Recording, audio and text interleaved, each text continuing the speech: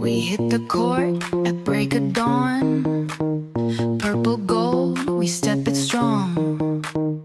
Running plays like fire sparks. Every game a work of art. Staples Center lights up bright. Laker legends in the night. Crowd goes wild, the beat drops hard. We own this game, we set the bar. Lakers Digest on the rise. Through ups and downs, we light the skies. Big beat drop as we take flight.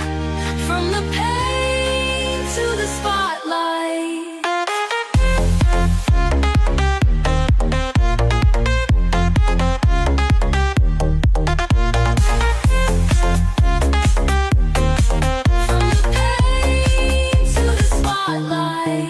Fast breaks, thrilling every frame. LeBron's grind, intense and flame. What's good, everybody? Welcome to Lakers Digest, as we'll be covering the draft tonight, the first night of the draft, as they split it up into two nights. And so now we've got the NBA draft here tonight, and the Lakers, they don't have a pick till the 55th pick, but that is all good because the Lakers are probably going to be making some moves here. They have a golden opportunity really to elevate and upgrade this roster. So guys, just hop into the comment section as we are getting in here, getting ready for the start of the draft. We all know who's going number one, Cooper Flagg. It is clear as day. He's going to the Mavericks. Nice little consolation prize for them to lose out on Luka Doncic and then get Cooper Flagg. But now it is on for the Lakers in the draft. And like I said, it's mostly we're looking for trades here, as that's probably going to be the big thing for Los Angeles Lakers. Let's see if a couple of things I'm kind of looking for tonight is, are they trying to move up here in the draft, or are they trying to trade and trying to get another different piece like an Andrew Wiggins that has been talked about, or Walker Kessler of that nature. So one of those two guys could end up a Laker by the end of the night or not. So we'll see if the Lakers have anything planned in store, but there is going to be a lot of action, especially I think after those first two picks are made, because that's when the draft really starts. It seems pretty set in stone that Cooper Flagg is going number one and Dylan Harper is going number two. And I do think the Sixers have their pick, but the Sixers still can make some trades, do whatever. They can do a whole different load of things at that number three selection. But the Lakers, like I said, we're seeing to see if they can make either some trades, either trading into the second round, early second round. They've done that in the past with guys like Maxwell Lewis, guys like Max Christie.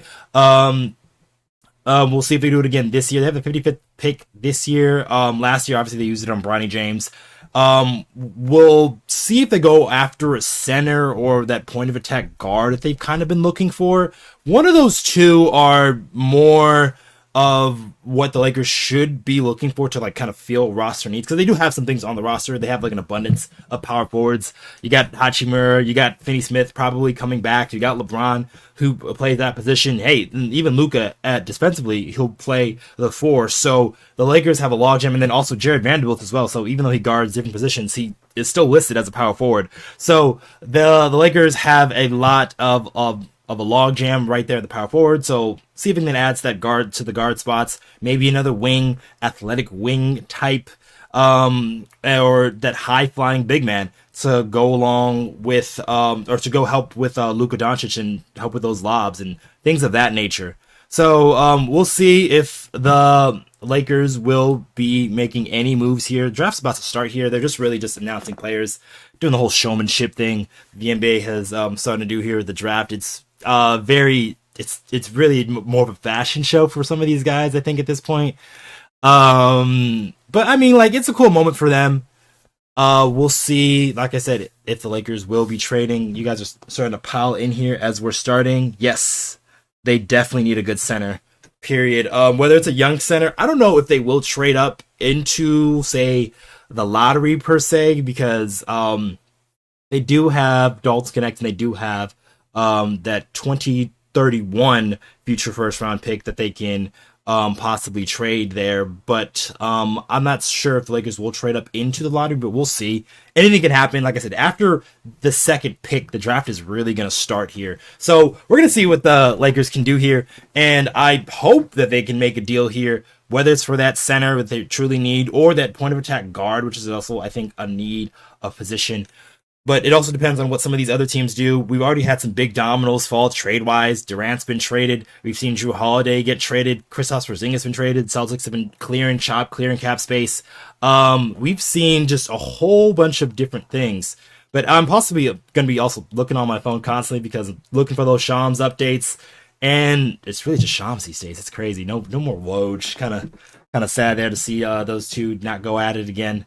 But we'll be given updates as they come. Like I said, the draft has yet to start. It starts at 5 o'clock, and we know who's going number one. We know who's going two. We have pretty good at who's going number three, but I do envision a lot of trades here on this draft. This first night of the draft night, and the Lakers, they do pick tomorrow, 55th pick, but they could make a trade here today. There's been a lot of chatter, a lot of talk. Where there's smoke, there could be fire. So we'll see if they are able to do something of that nature. But I don't know. Just kind of hanging out, guys. Let us know if you guys have any questions. I see Janet Godchaser says, yeah, they definitely need a center period. Talked about that. So hopefully they get that here. Whether it's on draft night or tomorrow night or beginning of free agency. I do think they are going to make some moves. We'll see what happens with guys like on the roster, guys like Jackson Hayes, if they bring him back. I doubt it, but they could bring him back. He has the same agent as Luka Doncic, so there is some link right there. And Jackson Hayes during the regular season still played well for the Los Angeles Lakers, and if he comes back in a backup role, I am not too mad at it either. Other guys on the roster like Christian Coloco, I do like a ton, but he might be further back away from making an impact, but he could be a nice little third center that you have in the rotation, throw out there for spot minutes from time to time, say if somebody gets injured. You said if Dylan Chat said if we end up with Clint Capella, I'm gonna be sick. And man, be ready for it because I think that's a very likely situation. If they can have him as a backup, that would be preferred in my opinion. So if you can bring in Clint Capella and then you trade for, say, another center, maybe like a Nick Claxton, DeAndre Ayton, Walker Kessler, somebody of that nature, then you could have Clint Capella be your backup. But if you're signed Clint Capella and then you're expecting him to be your starter for most of the season, then you start running some issues. I do think he is better, though, than Jackson Hayes, but still, he is a bit of an older center, and he was starting to get upstaged by Onyeka Okongwu over there in Atlanta. So we'll see how much Clint Capella has left in the tank there. But, I mean, draft starting here in a bit. Like I said, you guys are just filing in. If you guys get any questions, let me know. We're probably going to be here for this whole first round, and it's likely that there's going to be a lot of action after that second pick there for the Los Angeles Lakers. So I'm hoping to see the Lakers, like I said, make a deal and bring in somebody of just like a center that we've all been asking for, all been hoping for, or we've been looking for that point of attack guard or wing player, somebody very athletic, can defend multiple positions, and you can put out there really to be that point of attack defender that the Lakers kind of sorely missed last season. They had guys like Austin Reaves doing it at points. They had Jordan Goodwin, who they signed, I think, halfway through the year, who did that a little bit. And Jared Vanderbilt was supposed to be that guy, but the offensive limitations was really a reason why he didn't see the floor too much. But he has a full offseason this offseason. Jared Vanderbilt's still hopeful for him that he can find some type of value here with the Los Angeles Lakers. He signed that contract with the Lakers, so they're going to be with him for a couple of seasons here. So hopefully Vando can improve on his offensive game, because I think that's really just what's holding him back, because he is far and away the Lakers' best perimeter defender. And as guards throughout the, or not even guards, because he's like a wing, like wings throughout the league, he is probably one of the better guys, just like staying attached, just really being an irritant. He's a defensive playmaker. So like he's a guy that can literally just turn a game just because of his intensity on that end and how he can get steals and get you a lot of easy points and runouts and things of that nature. So that's why I'm just still hoping that Jared Vanderbilt can still find just some type of offensive, some type of like offensive value so the Lakers can use him here. Dylan Chase, you eat a lot. Oh wow, well, that's kind of mean. Don't need to be mean here in the comments there. But like I said, draft starting here in a bit. Know who's going number one. I've got the draft going on here in the background. It is muted because I do not want to hear that. And also because don't want to be sued here by the NBA or anything like that. So be watching a draft game, you guys coverage, and then also if there's updates, because I'm going to be on my phone, and I know Shams is gonna telling us about a few trades here or there that's gonna happen. So definitely gonna keep our eye here for Los Angeles Lakers, because I do think they have the makings to make a deal here, whether it's to bring in that center, point of attack defender, or just one of those two of that nature, or get the ball here rolling, because there has been a lot of trades through that. Yeah, Dylan, I'll just keep it pushing. Don't know why that comment came up.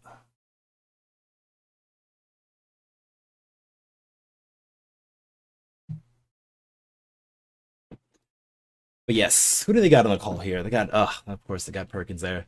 Pelinka Andrews. Obviously, you got to have Bobby Marks out there. He's somewhere probably around, and then Jay Billis. He's their inside guy. We love the Lakers trip to get that big man from Duke. Yeah, he's a solid big man. But the thing is, I don't know if the Lakers will do that, because he's a young center, and there's still going to be like a learning curve. Yes, he can grow with Luka Doncic, but I don't know if, because you still have LeBron on the roster, and you want to adhere to that timeline. So now we got Adam Silver coming out, greeting everybody, probably talking about how the Mavericks are going to be on the clock here. And like I said, we know he's going number one, so that's not really going to be a shocker here. But we'll see, though, if the Lakers do trade. I think it depends on what team he ends up going to. So say if he goes to a team with a center already, so like maybe the Nets, because they're somewhere in the lottery there. Talked about the Utah Jazz. They've got a pick there in the lottery as well. So those are two teams to probably watch out for. If they do pick that Duke big man, I would be looking left and right and center if the Lakers possibly can make a play for that. But we'll see. First of all, we got Adam Silver in his long speech. Look at my waters. I do. Okay. But yeah, draft starting here in a minute. Like I said, if you guys got any questions, let me know. Be here for this whole first round. Should be fun here. I do expect a lot of trades, a lot of movement, a lot of things going on.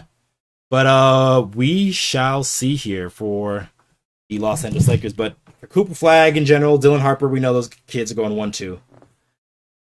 Kid from Duke is good, but is new to basketball. Yeah, he is a little bit, but that's why I said it's going to take him a learning curve. So, like, even if the Lakers were to trade up and were to get him and draft for him, like, there's still going to be a bit of a learning curve. He's still going to have to learn how to play NBA basketball. He's still going to learn to play with Luka Doncic, play with LeBron James, play with Austin Reaves. So there is a lot of things that he has to hurdle for him to be like a viable big man. And Lakers, or at least LeBron, isn't on that timeline. And so I don't think the Lakers will be going after that big man. But he is nice, though.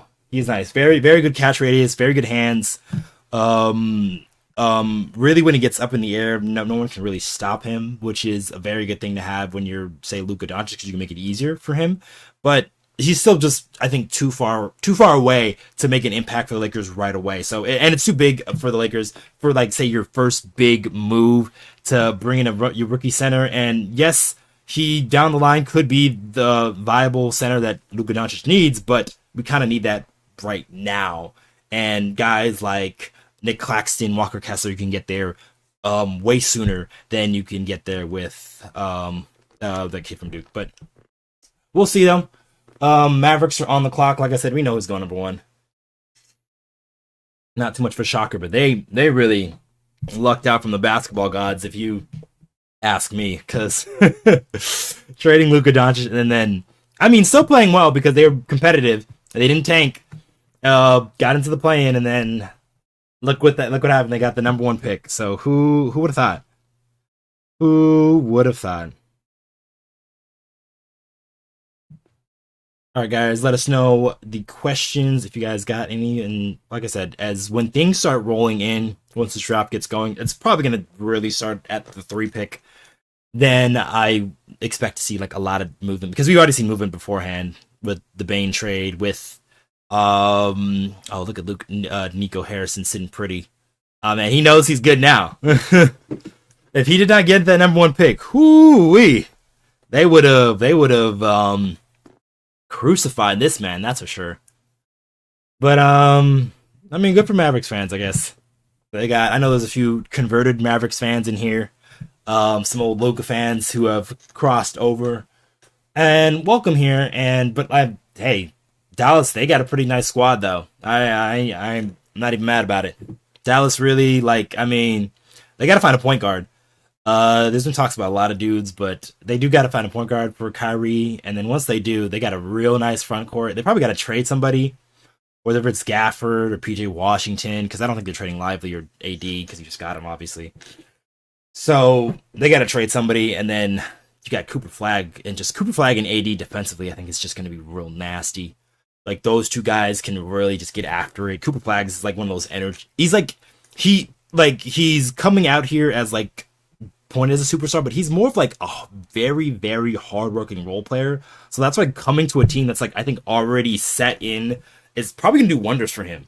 Like, he is probably doesn't have to do too much. He doesn't have to focus too much on scoring because you got AD, and then whoever once ever Kyrie gets back, you're gonna have him as well. So scoring isn't gonna be huge for Cooper Flagg. It's gonna be about fitting in and sort of making the most and seeing what his skills can kind of translate to.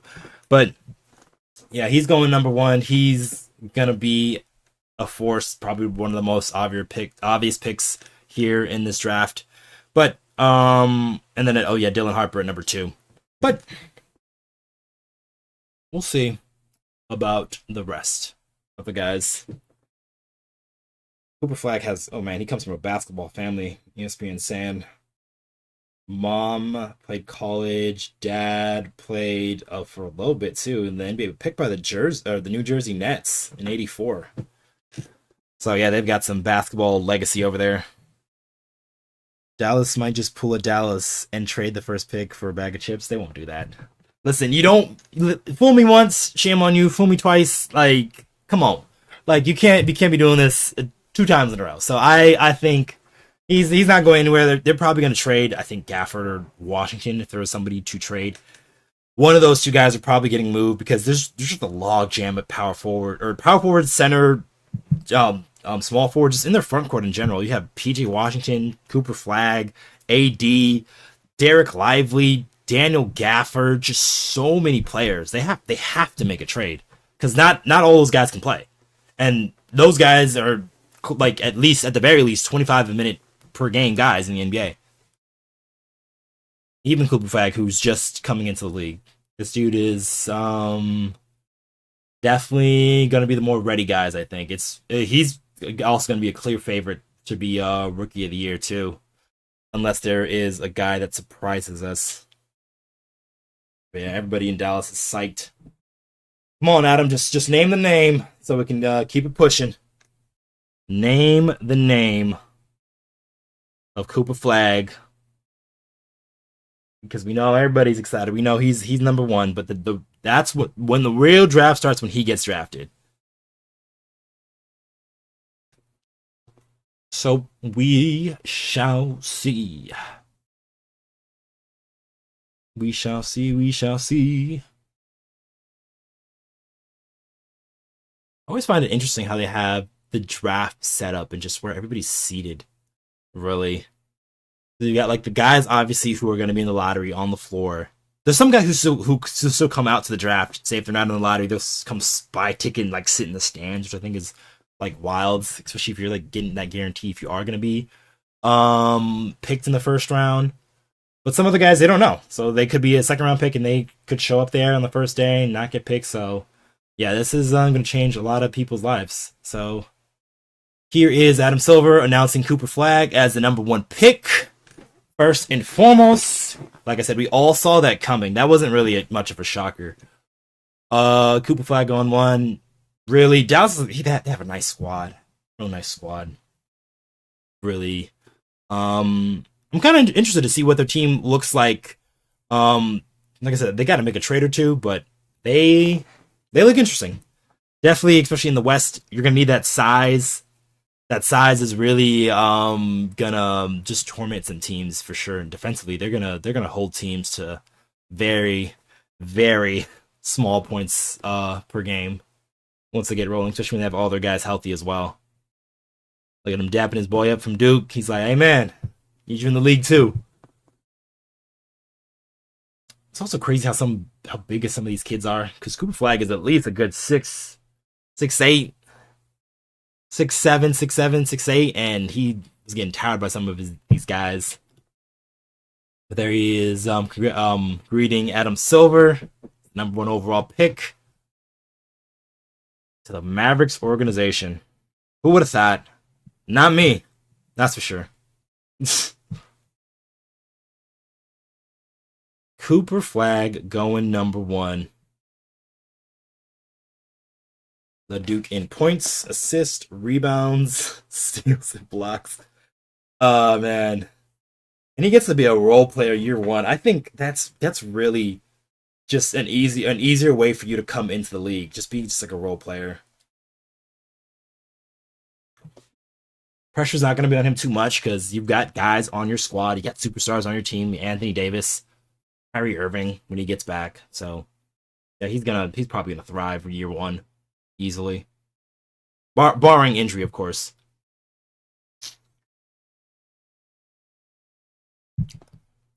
Cooper Flagg.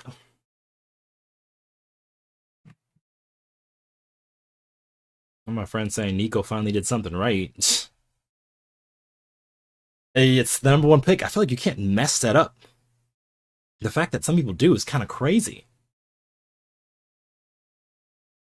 But Cooper Flagg going #1. Come on now. Spurs on the clock. Harper is probably going next. Dylan Harper.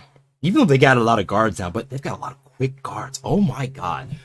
The San Antonio Spurs in the fast break, they're going to be ridiculous. Like De'Aaron Fox, Steven Castle, and then Dylan Harper. Jeez. They're going to be a blur. Real blur once they get stops. And they're going to get stops because Wemby is just a monster defensively.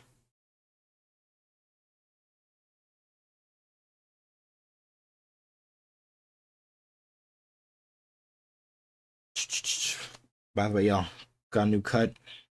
What y'all think? It's looking like Monica's cut, low key.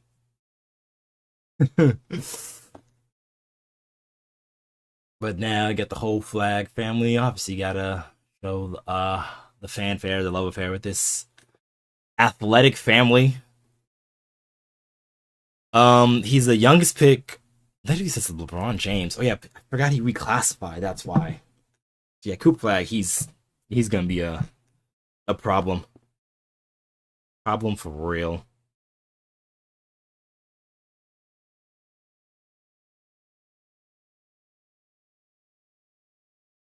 Cooper Flagg.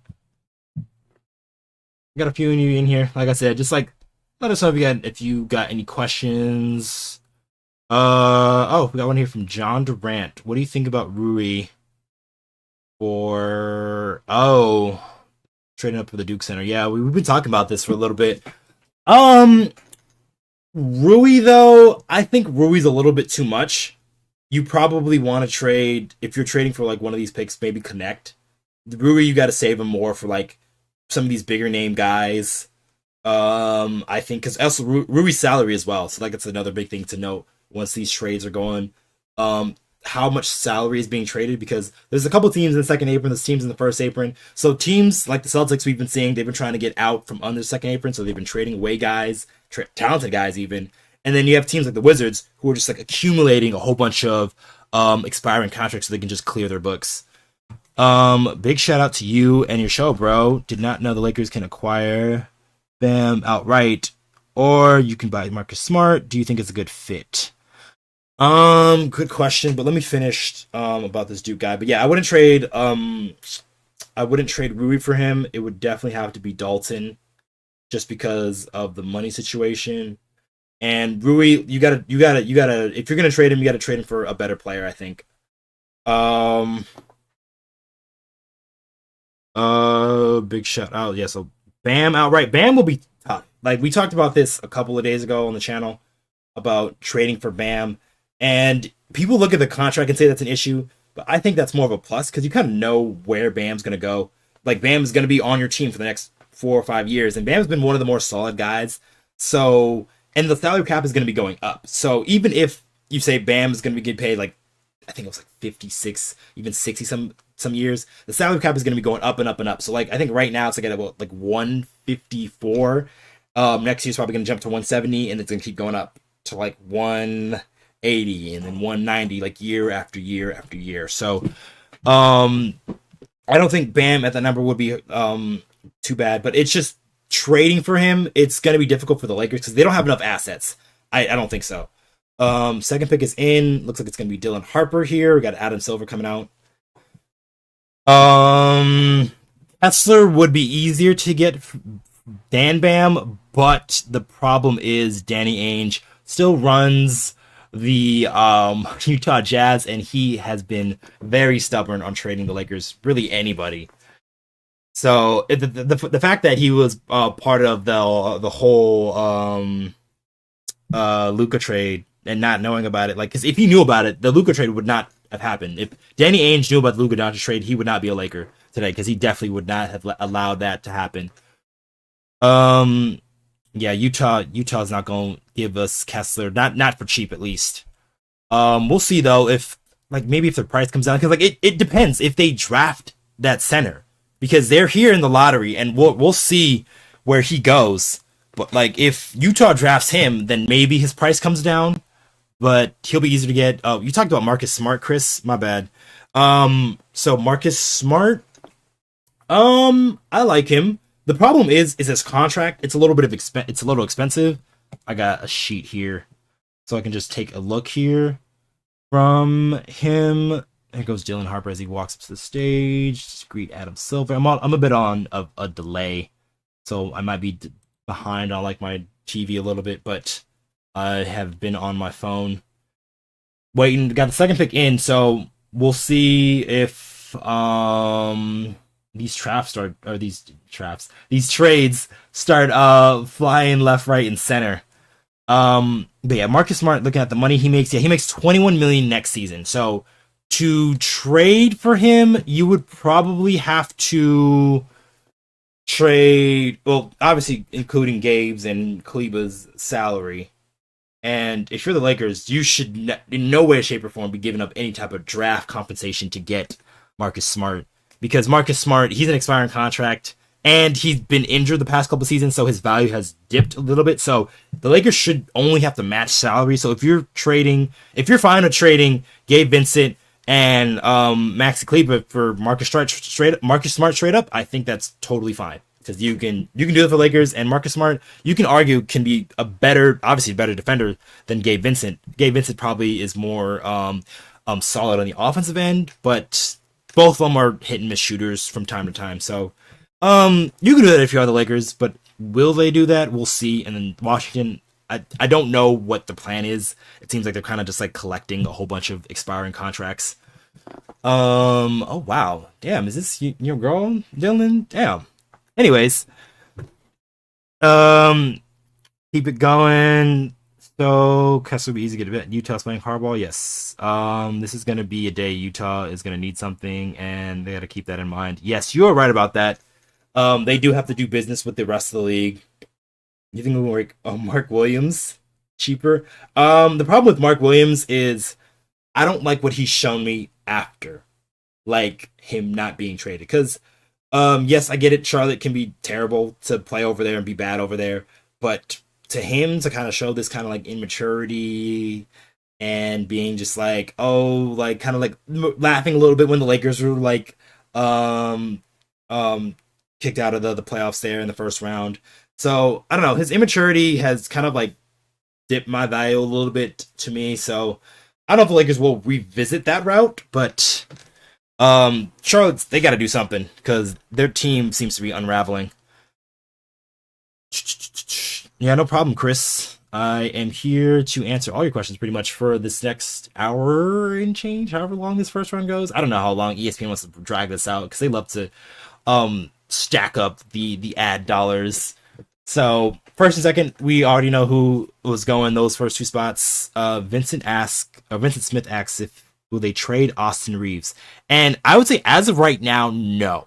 That's mostly because they don't have the perfect person to trade him for, and that person ideally would be Giannis. Giannis is not available because Giannis hasn't said he was available.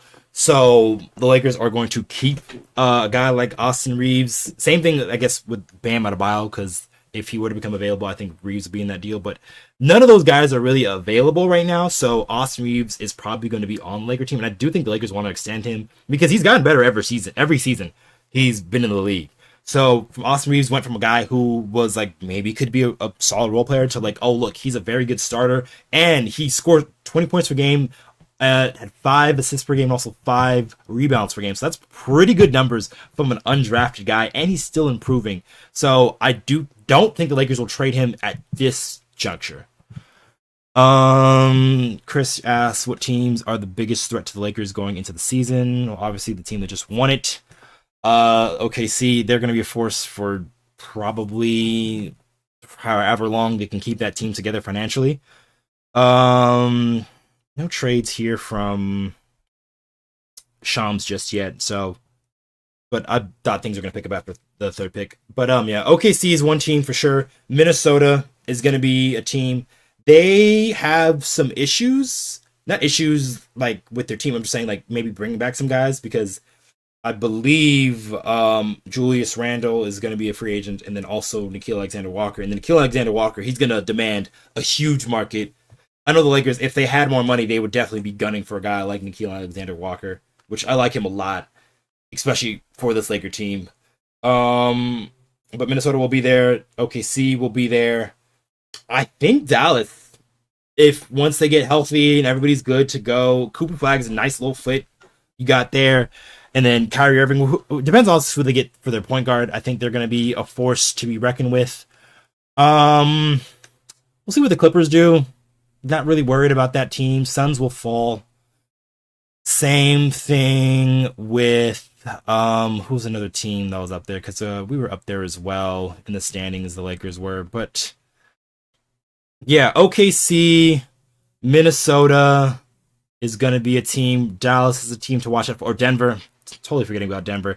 I think Denver is going to make a trade though. Their owners have been talking about trading some of their guys possibly, and I think Michael Porter Jr. could be on the hot seat. He could be on his way out.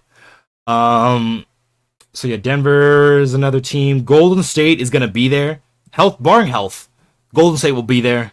Oh, Houston. Oh my God, I don't know. I forgot about Houston. Houston with now KD. Houston, to me, they are probably one of the more scarier teams. I remember I said OKC will not repeat. I mean, we'll see because they're going to bring about most of their guys, and they're going to get a year better. Like Chet's going to get a year stronger. J-Dub's going to get a year better. Shea's going to get a year better. So that team now, they've got really high hopes. But Houston's the team to watch out for. And third pick, yes. So everything's going as expected so far. Draft wise, but this is where things get interesting. This is where trades are probably going to start happening now that the first 3 picks are in. We'll see who is going to be the first team to make a trade here, but Houston, definitely watch out. John, what did you say? Unless we're winning the deal, it's not clear cut. I doubt we move Reaves, at least for now. Yes, I agree as well. I don't think we're losing. I don't think we're trading Austin Reaves at this juncture. Because they would trade Austin Reaves for a better player and not like a similar player. So, cool here. Oh wow, this kid's from the Bahamas. So add to the Bahamas national team. That's cool. I know Michael Thompson is from there, and also Klay Thompson as well. Well, Klay Thompson grew up in California, but Michael Thompson is from the Bahamas. But all quiet on the trade front, which is interesting so far. Very interesting, but I do think there is going to be the movement here.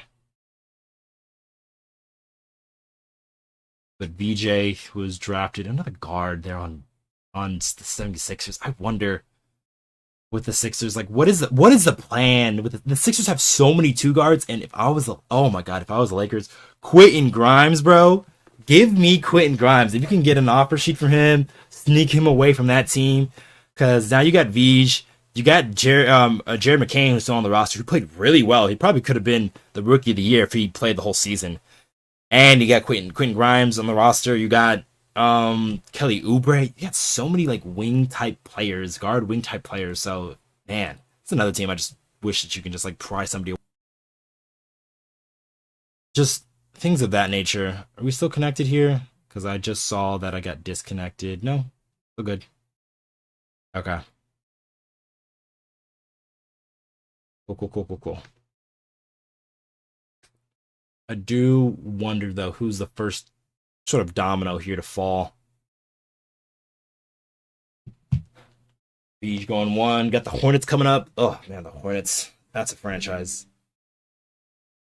That's a franchise that's really struggling, I think. Struggling for sure just to make it work. But I mean, you got LaMelo, you got Brandon Miller. Mark Williams doesn't want to be there. Mark Williams definitely doesn't want to be there. Who else? Who else is on that team? Oh yeah, Jalen Green. I think they got Seth Curry still on that roster. Bridges, but I believe he's a free agent, and I'm gonna be intrigued to see where he goes. Definitely not the Lakers because they got a logjam at power forward, but he's like that nice athletic top, like because you see, like I saw what Obi Toppin was doing in the finals and what PJ Washington did the year before. And I was like, these type of dudes can make good role players, like really good role players, and they can give you like 20 plus points. So see what the Hornets do. Oh, mama's crying for VJ. New Sixers guard. That's adorable. That is definitely adorable.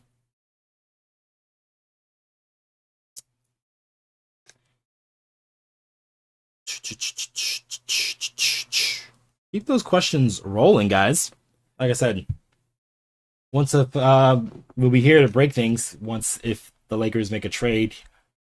We'll see what happens for this draft. A couple of teams here that are we're starting to get to those interesting teams where we're like, okay, what are you gonna do with your pick? Utah's coming up here in a bit. So is teams like Washington and the Pelicans. So what are they gonna do here draft wise? They're gonna keep their pick, or they could trade down. I do think something of that nature is gonna happen here. We'll see. All quiet from Shams, which is like interesting.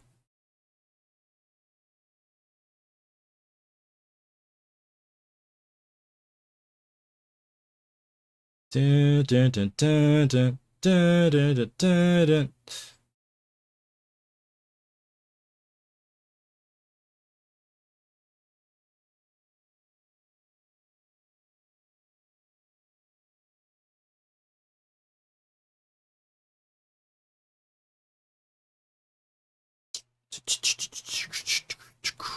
Chris, what makes you think that OKC won't repeat?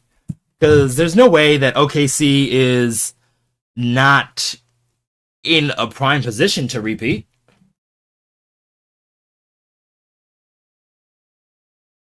I want to hear your argument on that.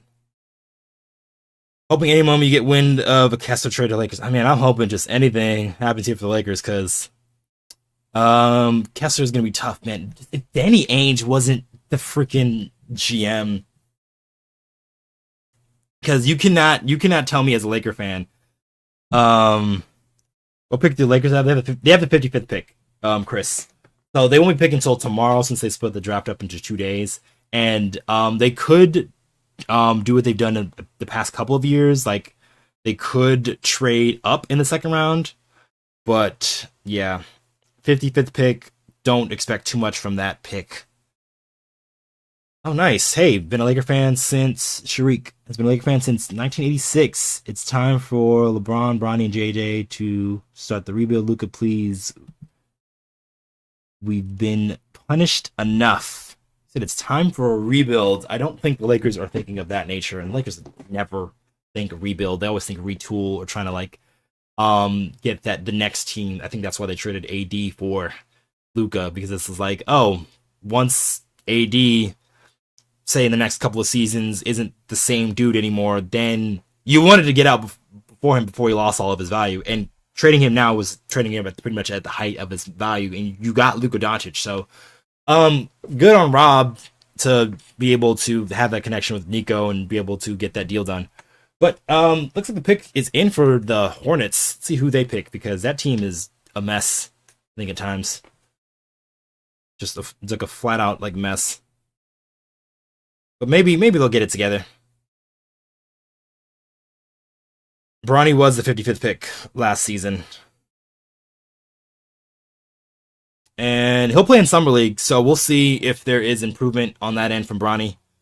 I hope there is improvement from Bronny. Like, the dude has athletic tools to be like a good NBA player, like just like a Gary Payton the second type of player.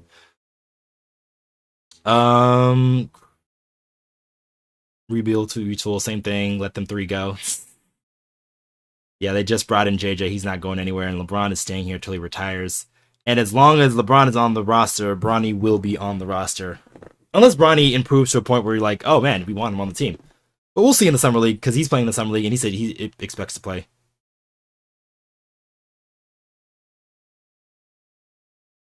Okay. So fourth pick is... Oh, okay. Kid from Duke. Another guard. Do they need another guard? No. But I don't think he was expected to go this high. Was he?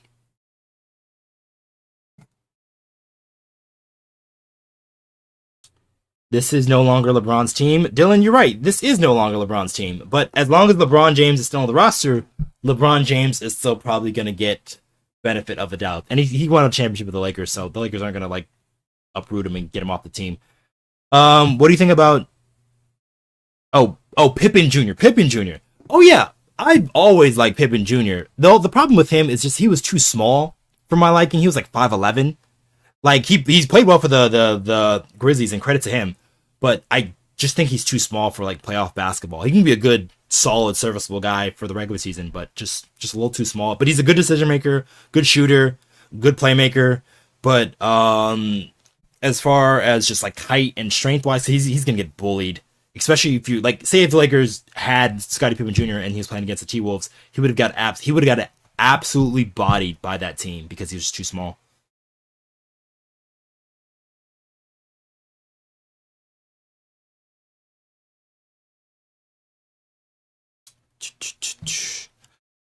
We have a new owner, and Magic about to be the head of basketball operations. JJ is expendable. A couple of different things about that owner. I know people have like been seeing reports about what's his face? Why am I forgetting his name? But the owner who was of the Dodgers, and I don't think Lakers are going to clean house right away. And a big indicator of that is Jeannie Buss is still staying in as to run sort of like the she's still in the same governor position that she had. So I don't think the changes are going to happen right away, but I do think people are going to have shorter leashes. So if we go out here this next season and say the Rob Pelinka doesn't do his job, doesn't bring in the right talent and stuff like that, and the Lakers have another down year, then Rob Pelinka could be on the hot seat. But at this juncture in time, JJ, just because it was year one and he finished third in the West, which is pretty impressive for a guy who's never coached before. And then you also have Rob Pelinka, who just traded for Luka Doncic. Though their jobs for the immediate future, for like I'd say the next 6 or so months, is safe, because those guys after those type, you don't make changes that initially, but changes will come if the Lakers aren't performing to where they need to be, Sharik, for sure. Changes will come. But I don't think Magic is going to be as part of as people think he is. Magic is probably going to be further away. I think the Lakers, or this new owner, should bring in more basketball people. So, obviously he recently passed away, but guys like Jerry West, like finding guys like that, like is, and to put in your front office, just to have smarter people in the building, I think is much important thing the Lakers need to have, especially when it comes to decision making. Because this is why you have situations like, say, if you had more people, more guys in the room, maybe the Russell Westbrook trade doesn't happen because you're like, oh, Russ, maybe he can do these things, but like he's not part of this team. Maybe you go for that Buddy Hield, Miles Turner trade that people were talking about at that time. But you live with your mistakes, and the Lakers are living in them right now. So looks like the Jazz is up next, which they've got an interesting pick here, because if they draft a center, be on the lookout if they draft a center. Some of the dumbest playoff coaching I've seen in history by JJ Redick. Magic is I can't say that on live, but with the Dodgers owner and Will Lecton run back, it's a no-brainer. I see your logic about that. JJ Redick was not good in the playoffs. That's his first playoff run, so I'm not super upset from JJ Redick from not being. He'll learn. He'll get better. But Magic, I really don't think he is going to be running basketball operations, because he kind of done the job already before, and he doesn't like to be the bad guy sometimes. And sometimes running basketball ops, you are the bad guy. And doing that, Magic doesn't like to be the bad guy, just in general. He likes to be the happy-go-lucky dude, the dude to be like, hey, what's up, how's it going? And then like dip out. Like, he isn't the dude that is going to be like, all right, this guy needs to go, we need to trade him, or this guy isn't working out, we got to find him somewhere else to go. Like, he's not that type of dude. So I don't see them bringing in Magic.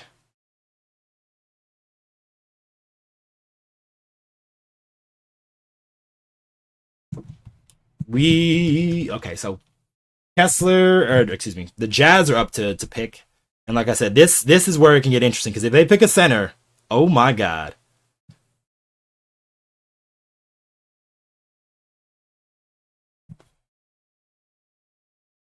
Yes, Dylan. So we'll see.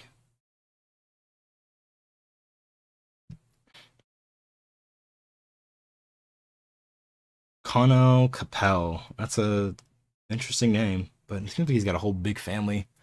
He's going to the Charlotte Hornets. I wonder where Ace Bailey's gonna go, because he really was trying to force his way to go somewhere else. But he's definitely gonna slip in this draft. He was the other dude who was supposed to be one of the top guys, but he's gonna drop dramatically, I think.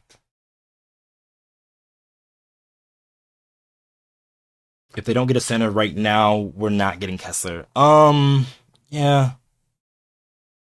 I would not say the Lakers would trade, or would be getting Kessler if they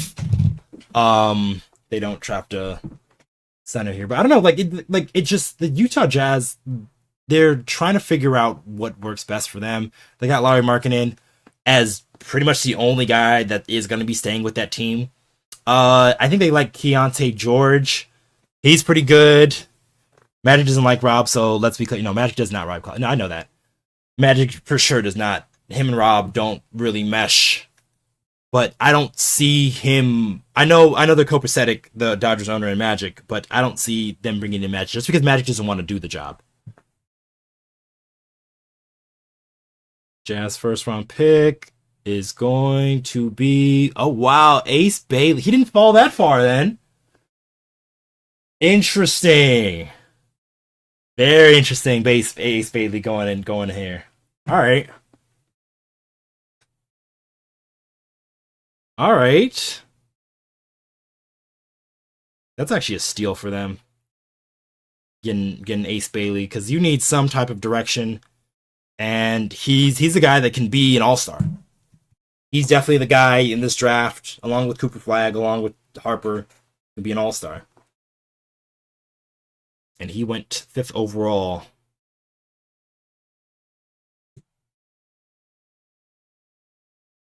Okay.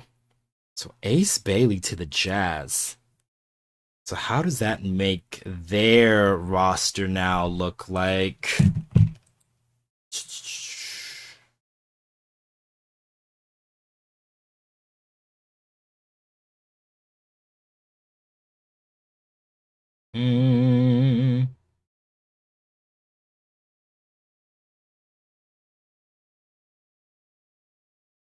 Wizards are now on the clock. So we got Ace Bailey. He's probably going to play. I don't know. They got Markin in there at the 3. He'll probably play 4. They're going to trade John Collins just picked up his option. So he's probably going to get traded sooner rather than later. John Collins is. There was some talk about John Collins and the Lakers, but he's a power forward, and he's just not really the same. He's a similar-ish type player to Rui, but obviously John Collins is probably a better center defender, and probably plays more big man in his career, and then he's definitely a better leaper. But John Collins, I don't think he's that much of a step up from Rui Hachimura, so making a trade for him doesn't really make too much sense. But now, you got Ace Bailey with Markkanen and the Jazz, but man, I thought they could pick a center. But I mean, hey, Ace Bailey, you get a talent like that at 5, like, you take that. Take the best available. So, no blame here on the Jazz for taking Ace Bailey. Maybe it works out, maybe it doesn't. But they got a nice player. Or nice prospect, I should say.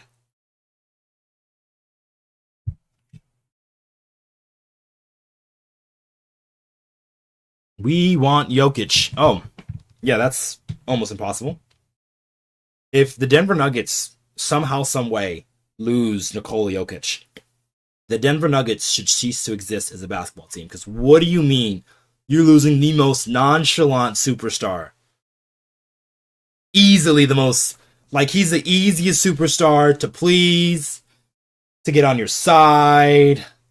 Yeah, there's no way Denver gets rid of him. They can get rid of everybody else. Get rid of Jamal Murray, get rid of Michael Porter Jr., get rid of Aaron Gordon even. Don't get rid of Jokic. And I don't see that happening. Nice pipe dream, though. Okay, another team to watch out here for really big if they drop a center is the Nets. Will you let us know if you see anything from Shams? I will, Dylan. I will, because I'm watching adamantly to see if it happens. But the next pick I'm looking out for is the Nets. Looking out for the Nets, because the Nets, they do have Claxton on the roster. And if they draft that young center from Duke, or any center at that pick, then heavily I'm looking at Nick Claxton. Heavily now.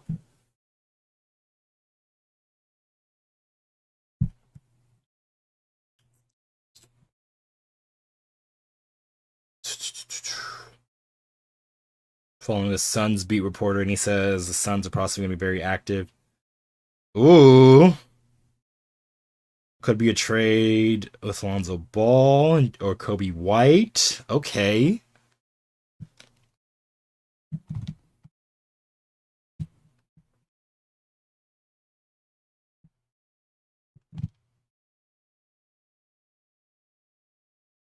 Sorry about those old videos that's popped up recently. That's my bad.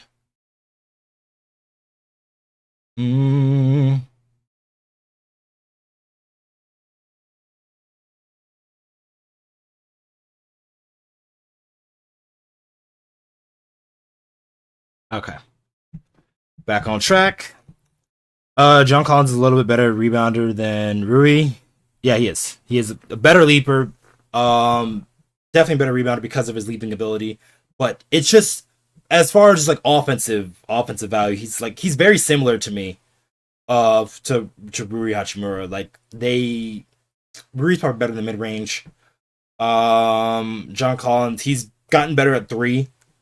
To a point where he's like a very viable threat out there. Not like a knockdown shooter, but he's a guy that you gotta like, okay, you gotta make sure, you gotta be honest, so close out to him a little bit. The Utah Jazz got Jalen's. Oh yeah, they got Cody Williams. Yes, they do. But I don't think Cody Williams is as good as Jalen. He seems more of like a role player to me at this point. And I believe he's had injury issues. So he hasn't been super duper healthy.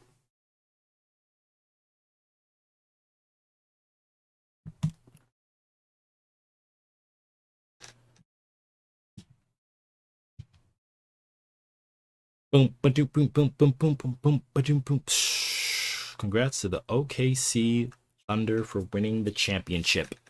Yes, yes, yes. The pick is in for the Wizards. trades. Oh, you know what the trades that I miss? I mean, the tweets that I missed is from like Woj. We're just like, oh, the so and so is tantalized with the for the number 8th pick, or so and so is drawn to. He would put like these crazy like adjectives to describe of how something was happening but not happening, or that hasn't happened yet, which is about to happen.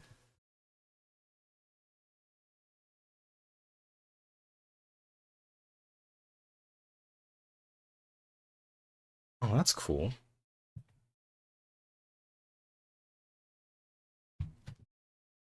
Come on, Shams. I need you to break something here.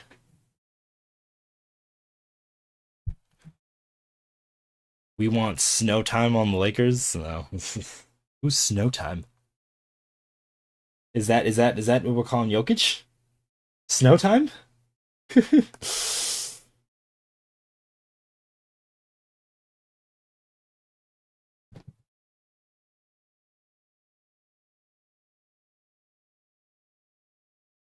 Ooh.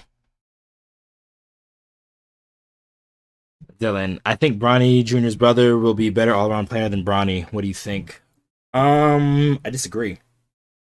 He's still kind of early though in his development. I don't think he's far off than Bronny, because Bronny was at least an All American. So All American, you're like the top 25 best players in your graduating class in like high school. Bronny was that at least. I don't think Bryce was an All American, and I'm not sure how much playing time Bryce is going to get his freshman year at Arizona. So I do think Bronny is a better player. His brother is a bigger like prospect, bigger size, probably a little bit more athletic with the wingspan and everything. But Bronny, she's just a more ready now player, I think. Trey Johnson going to the Wizards. Okay. Wizards are another team that I really don't know what they're trying to do. Like they've acquired all of these old veterans as expiring money so they can just clear their books from their time being it. But they drafted another player here. What is he? Okay, big fella. Yeah, I don't think Bryce. I was like, why am I forgetting his name? But Bryce Jr. is his name.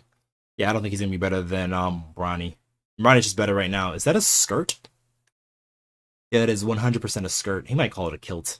I don't know. That's probably like a kilt length. I don't understand fashion these days. Oh no! Is that a? What is his outfit? It's like a kilt with like some dress shoes, but like he has like white socks that like pulled up. So yeah, Trey Johnson, another guard that they drafted. Huh. We need a backup PG so we can move Gabe. We can trade for that. There's some guys, maybe some wash guys that you're thinking about. So like a Marcus Smart is probably going to be available. He can be a guy for a backup point guard. Some dude that I like in free agency is Dennis Schroeder. I freaking love Dennis. Luka Reaves joke. Oh, that's snow time. Thanks for that. I was like, what the heck is snow time? Like, I've never heard that in my life. But yeah, Dennis. There's a market for PGs, and not only in the trade market but also free agency as well. So there's Dennis Schroeder out there. I wouldn't mind bringing him back. Very good backup point guard. A name that people don't talk about too often, Trey Mann. Whew, man, this dude is nice. He's more of a scoring guard. He's more of like the Malik Monk ilk. Not as athletic as Malik Monk, but he is a guy that is similar like scoring wise. That kind of like drive. Can defend a little bit, but health has been the biggest reason for Trey Mann. He's another guy that I like. Davion Mitchell is probably my favorite name the free agent market. If the Lakers were able to get Davion, because Davion Mitchell, I think he's like just an energizer bunny. He's like that like TJ McConnell level of like player that can just like change the game for you in an instant. So I really like Davion Mitchell if the Lakers were looking for a backup point guards. He to me, and he's a little small, but like he definitely punches above his weight. Punches above his weight for sure.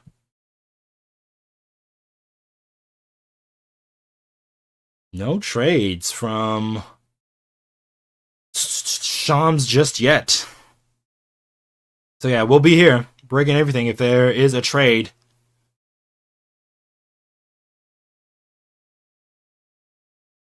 And if the Lakers don't have a trade, they could have one tomorrow because the draft is 2 days. So remember that draft is 2 days. Lakers get their pick, the 55th pick. Drafted Bronny last year. We'll see who they draft this year. Probably just go best available at 55th. There's not too much you can ask for at that spot. They might trade up. They've done that in the past. They've bought second round picks. They've gotten Max Christie with that and Maxwell Lewis. So we'll see if they do something there. They could trade into the late first round.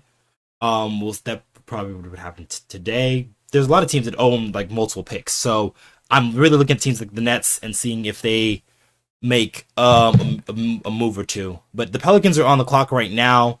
They've got their pick. And we'll see what they do. The Pelicans are a team that I doubt they draft a center, especially at their position.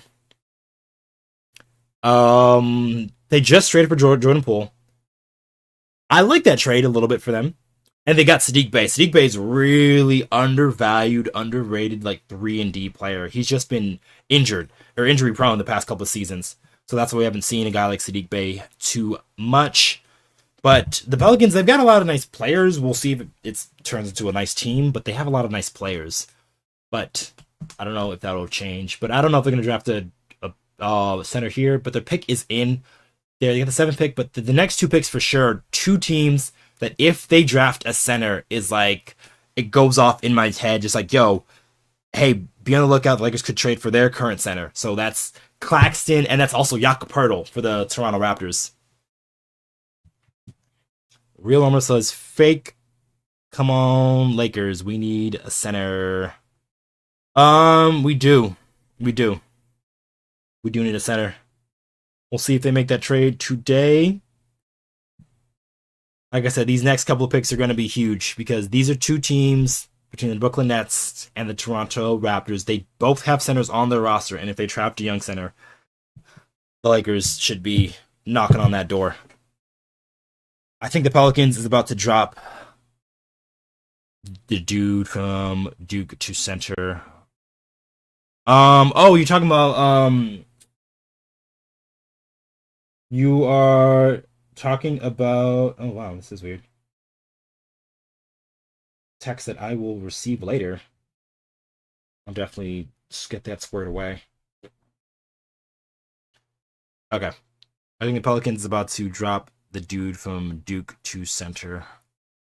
Are you talking about Chris? You're not talking about the guy that's going to be in this draft here, because the Pelicans have a center on the roster. Masimi? I'm saying his name right? I think it's Masimi. Yes. So their pick is in. We'll see what they got. We got Adam Silver.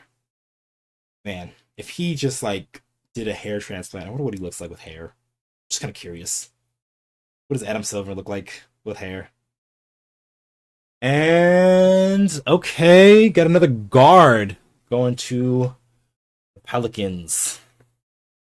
Jeremiah Fears. Okay. Got another guard to add to their collection. I don't think DeJounte Murray is going to be playing because he tore his Achilles, so he's not going to be there at the beginning of the season. So they're going to need another guard. They got him. They got Jordan Poole. I believe Jose Alvarado still on the roster. So they got a couple of guys now that they can throw out there before DeJounte Murray comes back. They still got Jordan Hawkins. They still got BJ Boston.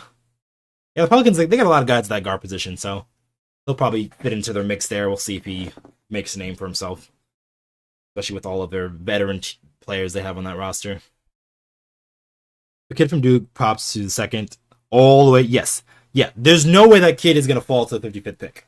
No way. If he falls to the 55th pick, there are guys not doing their jobs. Literally not doing their jobs. Jeremiah Fears, the scoring point guard. It's not like they need that. They just traded for Jordan Poole. But okay, whatever. Pelicans made their pick. All right, next couple of teams, though. This is very big here. We'll see if they draft a center. That is going to be the most important thing. Are they going to draft a center? Whether it's the Brooklyn Nets or the Toronto Raptors. One of these two teams are going to pick a center. If they do, their center on the roster is even more readily available. So I'm looking Nick Claxton. I'm looking Jakob Poeltl. Nick Claxton and Jakob Poeltl can do different things for the Lakers. Each of them. I wouldn't mind each of them. I would probably prefer Claxton because of his switchability. But Jakob Poeltl will definitely help against those bigger, girthier type of centers. So like I feel comfortable with putting Jakob Poeltl on Nikola Jokic, or if it's Zubac, or even Joel Embiid. He's not as good as a defender to really hang with those guys, but he's got the girth to hang with them, which is what the Lakers kind of need. But yeah, Real Roman, you're right. Come on. We need a center. And I said big pick here from the Nets. Nets and the Toronto Raptors. Like I said, I've been on my phone constantly trying to see if there is a trade or two, but nothing. Everything has held serve, which is kind of crazy for a draft so far. Nobody has been traded. I mean, yes, technically the 10th pick has been traded, but it's crazy.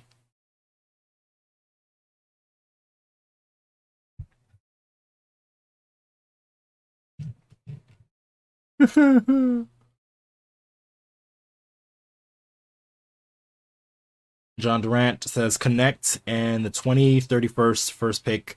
For the 8th pick? We'll see. Like I said, I would much rather get a center that is established. So let the Nets draft that young center, and then we'll trade for your center. Give us Nick Claxton, that's fine. Give us Jakob Poeltl. We'll take one of those two guys.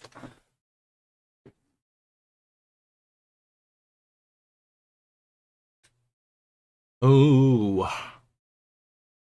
But the Brooklyn Nets are up next. We'll see what they do, because the Nets are another team that's like they're in that interesting limbo status of like, do we want to try to compete for playing, or are we like tanking and doing this again next year?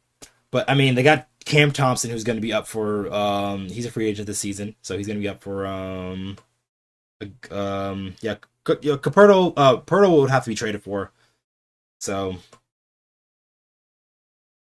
but who is talking about the Nets? Yes. So they got Cam Johnson coming up for a big, or Cam Thomas. Sorry, Cam Johnson is probably going to be traded. Cam Thomas is probably going to be up for free agency, so he's probably going to get more money from the Nets. Claxton's a bit undersized. Reports say we're out on Claxton. Yes, I see that, but also like if the Nets were to draft a center here at this spot, then I would say like that opens up the door for that. And even the guy who they let go, Day'Ron Sharpe. I know a lot of people have talked about Day'Ron Sharpe as like a backup guy, another guy that the Lakers can look for. He's got a good rebounding rate. He's undersized, but he is like one of those stronger type of dudes. He'll like get in your face, box you out, punch you. That type of guy. But see the Nets congratulating themselves. So it looks like the pick is in for the Brooklyn Nets. Let's see who they pick, because I do think this is very interesting what happens here and who they pick, because it can decide what happens for the rest of this draft, really. Because there's been no trades, which I think is kind of weird. We're like 7 picks in the draft. Ace Bailey is not going to be happy being in Utah, though. That's funny. I think that was one of the teams that he said he didn't want to go to.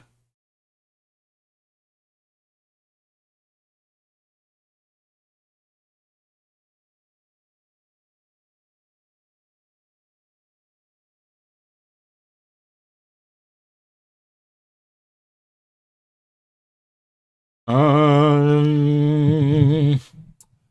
I'm so glad I have this muted. I got Big Perk talking, and Kendrick Perkins is like, he's not an analysis in any shape or form, but he's an entertainer, and people forget about the E in ESPN stands for entertainment, and that's what he brings for sure. So crazy to me though. At least it's honestly at least it's him preferred to Ryan Hollins. If you know, you know. Brooklyn Nets pick is in. Jay's best available. Kwan Mulch. Yeah, we'll see if he gets picked here. The Nets have a lot of options of what they can do. I doubt Mulch makes it past the 10. Suns do want a center. They do need a center too. So yeah, I can see that happening with the Suns. Because the Suns are definitely retooling. And they got to find a way to trade Bradley Beal. I know he's got a no trade clause, but like, man, you got to get the guy out of here. So the Brooklyn Nets are selecting. Oh.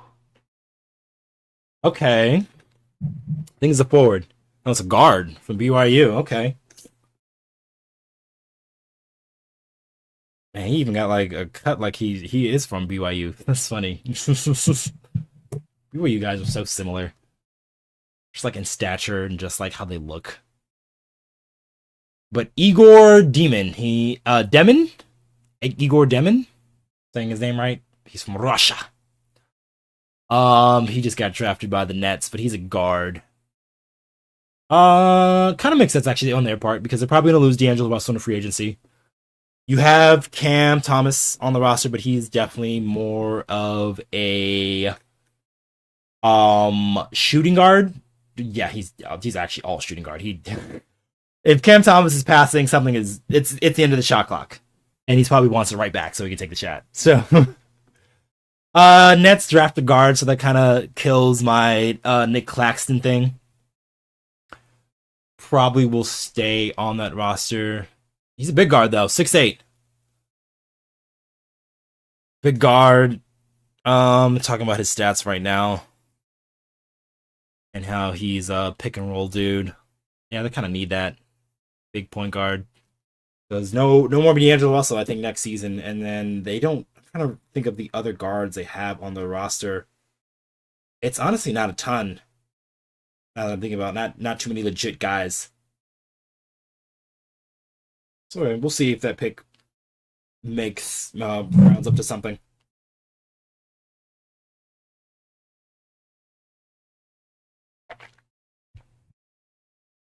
He is one of... Oh, wow. These guys are all bust. Man, if you get put on a graphic on NBA and, like, with other guys who've been drafted with you as bust... I mean, Sean Bradley wasn't a bust. Sean Bradley played well. But Rafael Ajaro was definitely a bust. From BYU. That's funny, ESPN. Yeah, don't be putting me on graphics with other bust. But they got a big point guard, so good for the Nets. All right, Raptors, another team to lock in, hone in, and see what they're gonna do. If they draft that center. I'm looking at Jakob Poeltl. I'm looking at him, and Jakob Poeltl, I don't think he'll take like. There was probably a period of time that Jakob Poeltl would have probably gone for a first-round pick. I don't think that period of time is now. I think his value has dropped some, and the Lakers could probably get there with even trading just salary filler just to match salary. Let's look at Jakob Poeltl's salary and see what he's making.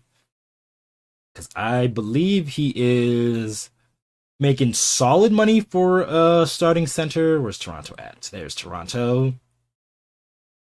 But Jakob Poeltl, he's got 2 more seasons. Yeah, about 19.5, which isn't terrible.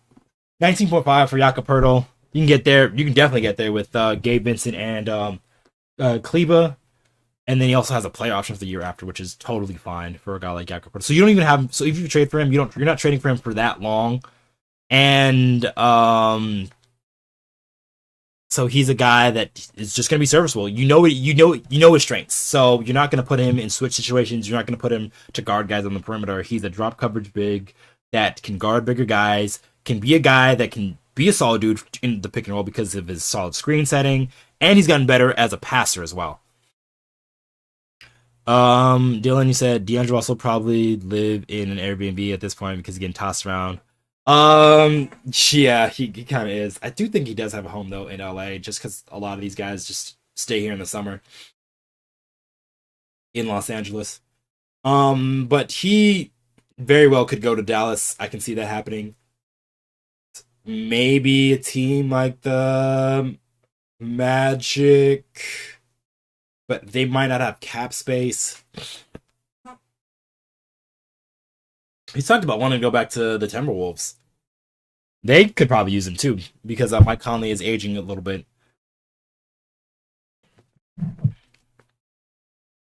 So, are the Raptors going to pick this Duke center? Because he's right there. He is right there at 9. If not, I think the Suns will pick him.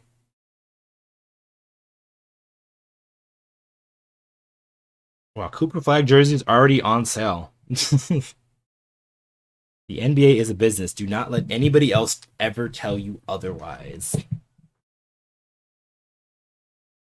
Is this pick in? Come on, Toronto. This pick should be simple, right?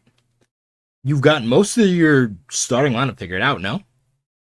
With Emmanuel Quickly, with RJ Barrett, with Brandon Ingram, with Scotty Barnes. And yeah, Jakob Poeltl's the placeholder. But there he is. We're talking about mulch. Could he be the next dude? Young center. Really good catch radius. That is really, it's a very underrated skill. Being somebody who can catch it in the air and like not only catch it at certain positions, but catch it at different positions. So you can catch it from here, you can catch it from there, you can bring it all the way back. Like it's a very valuable skill to have, especially in today's NBA game with so many guys who can shoot a floater but also mask it as like a lob pass. So yeah, this Raptors pick is in. This is where the draft pivots now. Because yes, there's been some surprises, but nobody has traded yet.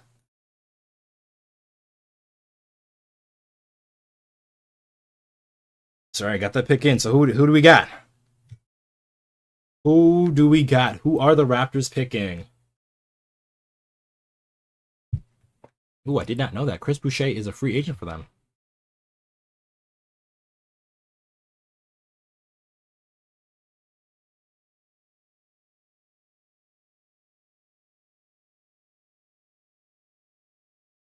Flying Roots. Dylan Harper. Oh, Dylan Harper's Filipino. I did not know that. That's cool. Bring over the Filipino fam. There's a lot of Filipino hoopers. All right. Who's that pick, Adam? Come on, Adam. Let us know. We need to put some athleticism around Luka Doncic. I agree. Highly agree. Need some athletic guys. I mean, that's why I've been talking about guys like Claxton, because like he's athletic, he's rangy, he's crazy. I know I said Jakob Poeltl earlier, but I don't like he's not a super athletic type, but he's a strength guy. So the Lakers could use some strength down there as well. Ever since D'Angelo Russell snitched on Nick Young, nobody seems to keep him as long. Yeah, I mean, yeah, that's part of the reason, but like he's always on very tradable contracts. All right, big pick here. We got with the Raptors. Come on.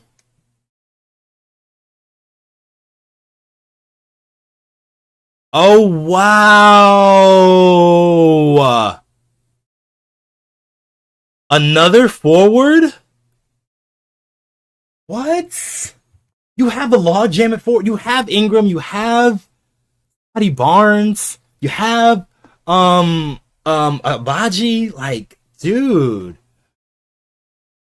Okay. So the Raptors did not draft a center. I'm just okay. This is a very dumbfounding pick. I don't get it.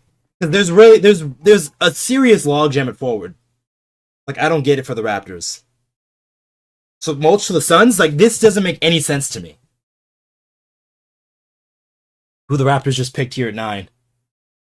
I mean, I sure he's a nice player, but like they have forwards on their roster, a lot of them. Like if you're this team, you don't need them. All right, so 10 seems like a surefire. That Duke center, he's going there because I highly doubt the Suns will pass up on a center. Highly doubt. I can see Brandon Ingram leaving Toronto. He just got there. That's the crazy thing. Like, he hasn't played a game for the Toronto Raptors, Brandon Ingram. So, for them to draft another small forward, this is just wild to me. A 6'6" small forward. Like, you have this player. Defensive versatility, that's Abaji. You have this player. That's literally Abaji. I don't get it, man. But hey, man, this is an NBA draft. You have picks that don't always make a ton of sense, but maybe it pans out, works for them. I'm not sure. Maybe he's hoping to be a 3-and-D player, but like you have 3-and-D players on the roster, so I'm just trying to figure out why. Why did we do this? Colin Murray Boyles going 9th overall. I would love to see Ingram come back to LA, but we really don't need him. Yes, you're right. You are right. We don't need Brandon Ingram.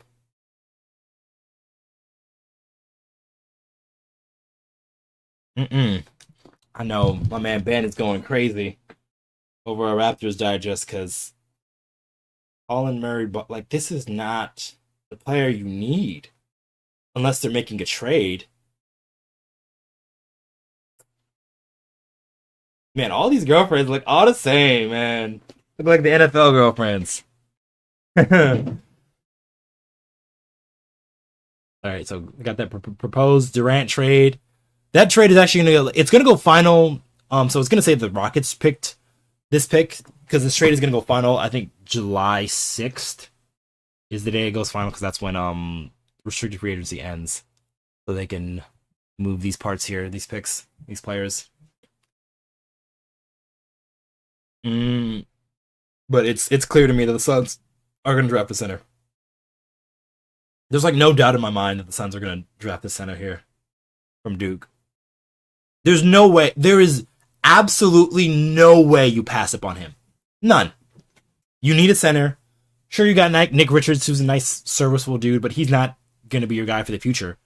You just traded for Jalen Green, who they're not trading currently, so you need some dude to set screens for this guy. And you got Plumlee, Bol, Tyus Jones, all his free agents. They still got to figure out how to trade Bradley Beal. They need to trade Bradley Beal, get Bradley Beal off that Suns roster because he's really just detrimental. Real Romo, yes, the Lakers, we do need a center, but the two teams that I was expecting to draft a center, Nets and the Raptors, they did not draft a center. One of them drafted a guard and the other drafted a small forward. So it looks like this center who will probably end up in Phoenix, unless the Suns do something dumb here, which I highly doubt it. But he's got to go here because there's no way he gets passed up here. Because if he does, that means Portland is next, and Portland's not drafted him because Portland has 3 centers on the roster already. 3 centers on the roster, so I don't see that. I don't see that being a thing happening. Still got a few picks still not in. Come on, Suns. You know who you're picking with this pick. If the Suns mess this up again, it's just got bad management. Sheba and that new group, like, yes, they got all this money, but just because you have money does not mean you can make the right decisions all the time.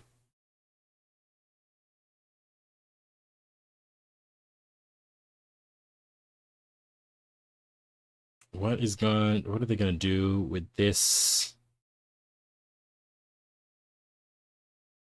pick here? Pick is in for the Suns. Come on, Phoenix. You need a center. You know who you need.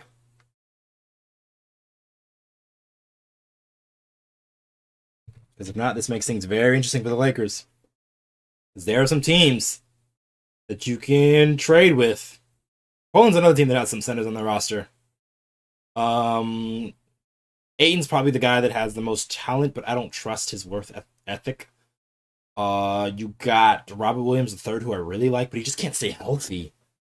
So, two guys that I like on Portland, center-wise. Cleveland's probably going to be their guy for the foreseeable future. Played a nice rookie season for them, and he's only probably going to get better. He's probably going to have to lose some weight, I think so. Uh-oh. We got a Sham Suite. We got a Sham Suite. Hold on now. Hold on. Mark Williams is going to the Suns. Okay. Mark Williams to the Suns for the 20. So the Suns are picking a center here. Oh, this is huge. This is very huge. Very huge. Okay. So there goes Mark Williams. Okay, this is very interesting. So the Phoenix Suns just traded for Mark Williams. Nothing from Shams is crazy enough to work up my anxiety. Well, I mean, the Suns just traded for Mark Williams, who the Lakers just traded for.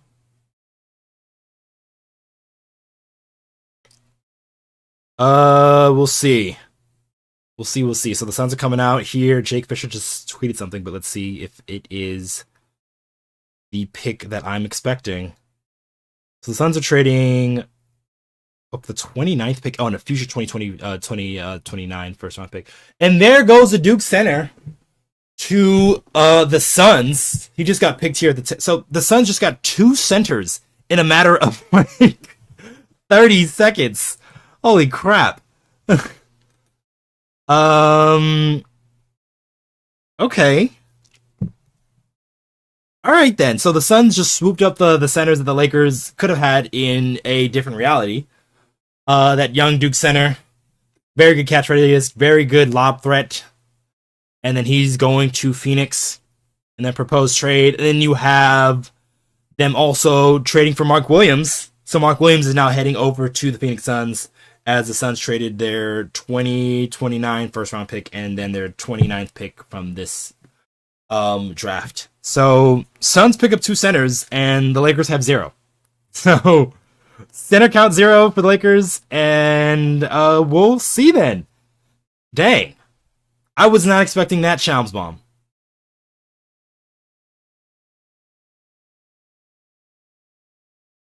Okay. Wow, great moves. Okay. I actually do like this for the Suns, though. Getting a couple centers that you need. A couple of guys that are definitely going to impact your roster. They still need a point guard, but the Suns have needed a point guard for seasons, it seems like. For forever. I mean, since they had like those trio of point guards when they had Isaiah Thomas, Gordon Dragic, and who else was Brandon Knight. Man, they had a slew of guards. Maybe Nick Richards gets moved now. You bring up a good point, but Nick Richards is a backup. I like Nick Richards, but he's a backup. And let me check his. I believe he could. Free agency might be coming up for him, for Nick Richards soon. Fairly soon, actually. So, Nick Richards, checking his salary is.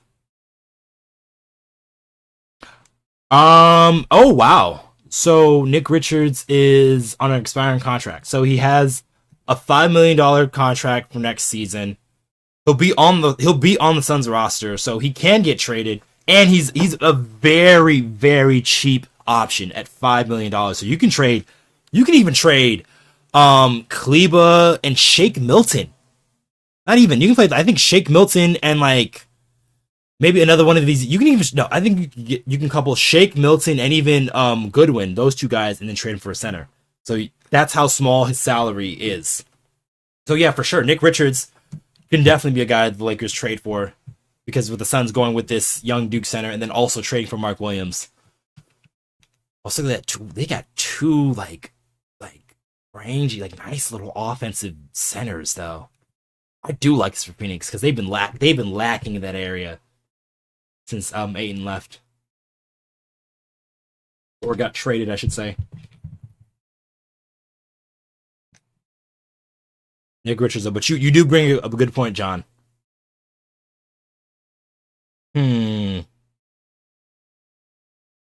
So the 2029 first rounder is the least favorable of the Cleveland, Utah, Minnesota top 5 projected.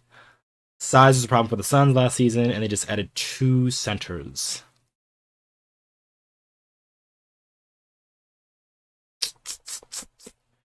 This makes things very complicated for the Lakers.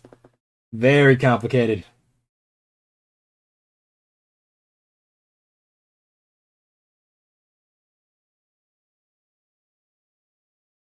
That is a good point. Somebody just named out the point that Mark Williams still got traded for 2 first-round picks. So the center market just might be tough in general.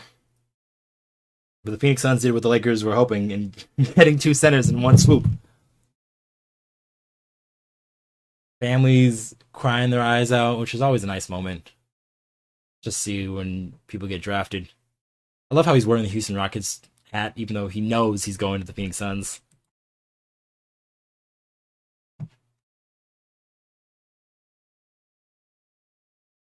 Oh, keep putting in those questions, guys. But I do think now it's gotten more complicated for the Lakers to trade for a center. But no, this is crazy. Yeah, no, because the Suns getting two centers, literally. And they're in your division, so that's gonna be an issue. The Lakers definitely decides up because just in their division alone, you've got now Mark Williams, now that's young center from Duke. They also have Zubac with the Clippers. Sabonis is still an issue with the Kings. So you've got centers galore. Oof. Should have kept Mark Williams. Who the Lakers should have kept Mark Williams, David? I kind of agree with their health issues. Because if you're going to be investing a guy to go along with Luka Doncic, and you're going to pay this guy probably upwards of $25 million, you're going to make sure this guy is healthy for the long run. So, I mean, hey, kudos to Phoenix for getting their centers, getting those guys off, because the Lakers desperately need centers now because the rest of their division and in the West, like there is a ton of size. And just having Jackson Hayes is not going to cut it. The Lakers definitely, it's gone from like, yes, Lakers need to add a center to where it's like, it's a dire need. Like, if they don't get a center to start of next season, like one that is going to be some dude that helps. Oh, Shams is on. What are you saying, Shams? You talking about this trade with the Suns? He probably is. ESPN's analytics picks for Houston. Everyone knows it's going to Houston. Yeah, it is. It is. The Portland Trailblazers are sending Cedric Howard. This is okay. So Shams is back to tweeting about guys getting drafted again. Williams is always hurt.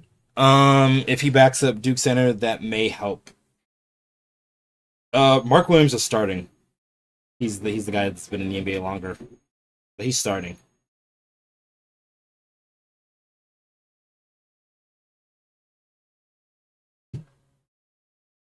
So this 11th pick is supposed to be going to the Grizzlies, it looks like. Okay. It's going from Portland to Memphis. So we got a trade here.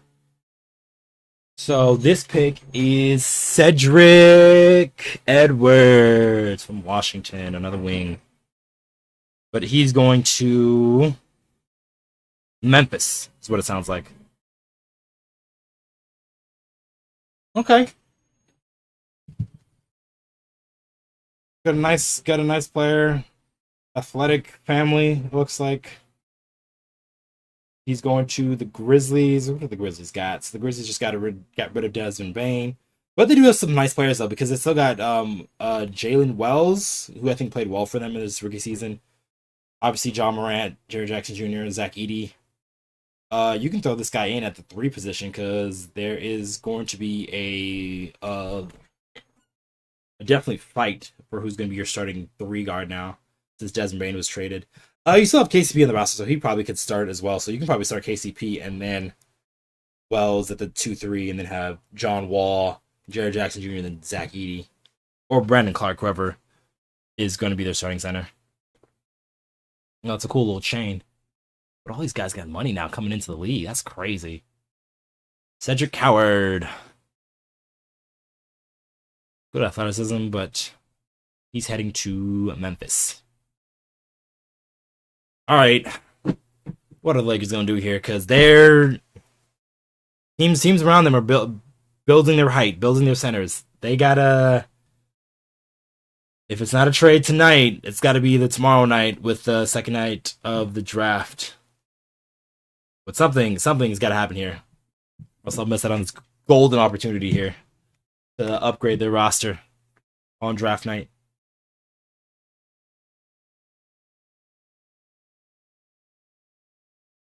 The Grizzlies are sending the 16th pick. So 11 and 16 just got traded for. Okay.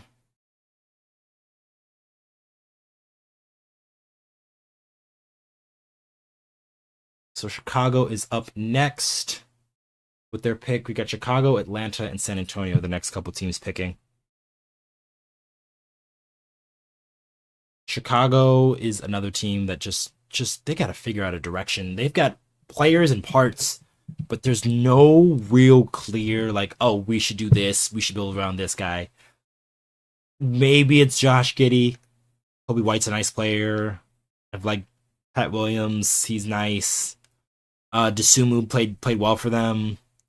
They got to get rid of Vucevic. They did get rid of DeRozan and Levine, to their credit, but they didn't really get much back from.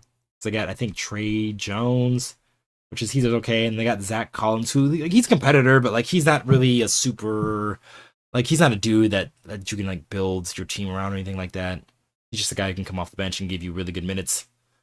Dylan, you say what offer, or we could offer the Suns something for that Duke kid. Yeah, I don't think the Suns are trading him. They needed size. The only guy they'd probably trade is Nick Richards, and Nick Richards is very gettable if you're the Lakers, because he is only getting paid $5 million next season, and he's on an expiring deal too. So you can get him for relatively cheap. It would take like Shake Milton and Jordan Goodwin. Like, seriously, that's what it will take. Not too much like player wise, because you just have to match salary for the Lakers. Super Flagg about to join the set. Funny that he's still there. Yeah, I don't think the Suns are going to do anything with their centers. They got their centers for the foreseeable future.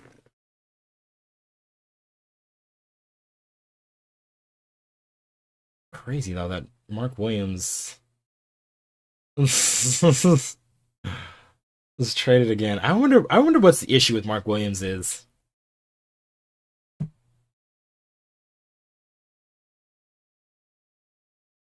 Because he is a dude that is still a young set. He's still on his rookie contract. Like, guys getting traded on the rookie contract should be more concerning than it is for some other folks. Because if you're the Hornets, why not invest in Mark Williams? Like, what was so bad about him that the Charlotte Hornets, had to trade Mark Williams? I think that's a little suspect. It's a little suspect. And they do have a big man, I believe, but he's more of like a power forward that can just play. They can just masquerade as a center. So they need a center now, the Charlotte Hornets. But they're another one of those teams. Just, you never know what they're trying to do. They sometimes can have nice players, but they never really do anything with them. They've got LaMelo and they've got Brandon Miller. Those two guys, your two pillars, but haven't done much else to build around those two dudes. Bridges is fine, but he has some issues off the court. So a lot of different dudes that you can go with, but we'll see. Pick is in for the Chicago Bulls at 12. By the way, it's only going to the 30th pick here because its draft is 2 days now. I'm still not fully used to that draft being 2 days. Kind of hate it. It's just mostly just for ESPN just milking more money and more ads.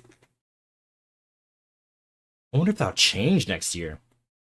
I wonder who owns the draft because Amazon Prime and NBC are picking up NBA. So I wonder if they'll change in any dynamic whatsoever.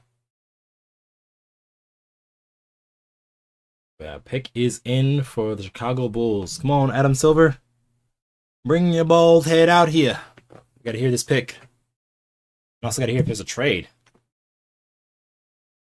Because it's been minimal movement. Okay. Got another trade. The Hawks are trading the 13th pick to the Pelicans for the 23rd pick. Okay, more picks being traded for another.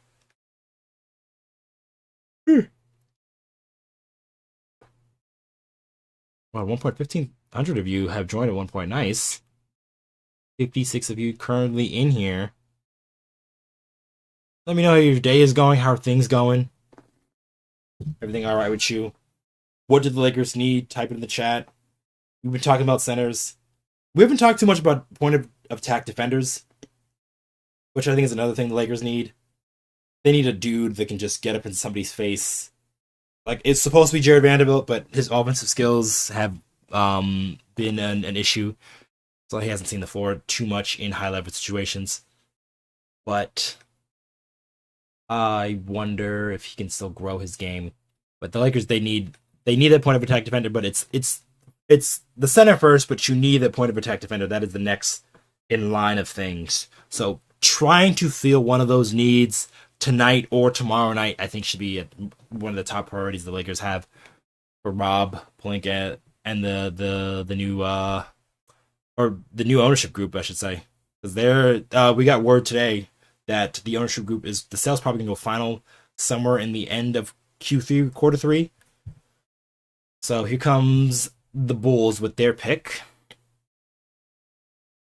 And the Bulls, they picked a man from France. All these Frenchmen getting picked recently. A bunch of French dudes getting picked. Okay. The Bulls are another one of those teams where I always just wonder.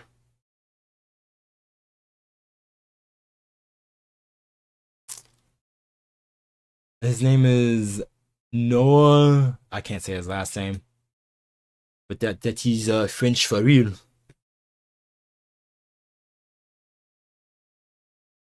He is one of the youngest play. Oh, he's the second youngest player in this draft, right behind Cooper Flagg. Crazy enough.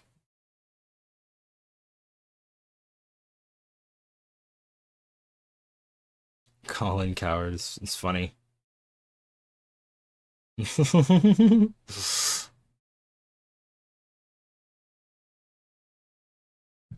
All right, got a 6'10" rangy athlete. People love their rangy athletes. But can he play, man? Like, can he play at this level? Like, he's young, so he's gonna have to take a while to develop. But like, they got another type of forward on their roster with Bazzelli.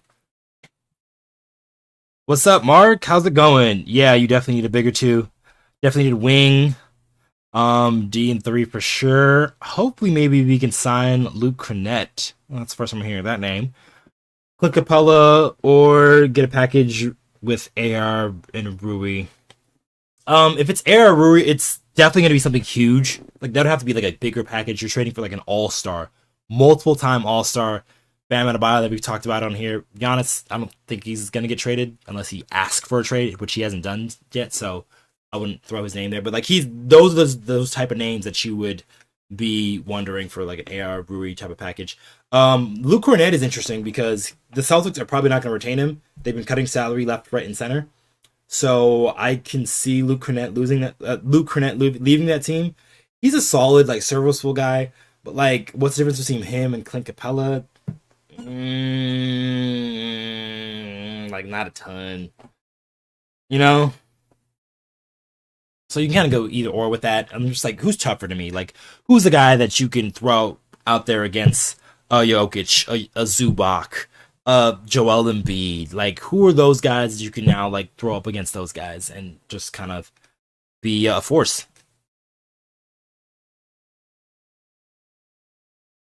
So the Hornets did this trade. Shams, give me something else.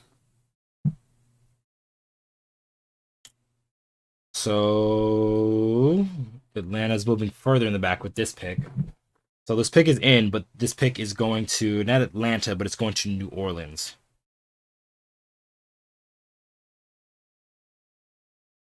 And it's going to be Derek Queen. Oh wow. At 13. Interesting. So Derek Queen is going to be the pick here at 13. Played really well though in the tournament. That's where I remember that name from. The more times that it passes, it gets harder and harder for us. Yes, you're right, Dylan. You're totally right. That's why I was like, once those picks, especially like at 8 and 9, went and they weren't centers, and I was like, ooh, this could be not great for the Lakers. For them not trading for a center. And then you just saw what the Suns just happened, where they just traded for Mark Williams and they got the Duke center. And that was part of a trade too, because of the Kevin Durant trade. So essentially they traded for 2 centers. Yeah, I would definitely freak. Yeah, those guys I'd like to throw on those picks too and pick swaps. True. Naz Reid, yeah, Naz Reid would be nice, but the T-Wolves are not letting go of Naz Reid. Naz Reid for sure is like, he is staying with the T-Wolves. They're going to find any way, shape, or form to keep that guy on that roster, on their team. So I don't see Naz Reid. Like, I can see Nickeil Alexander leaving the T-Wolves, but not leaving, not Naz Reid.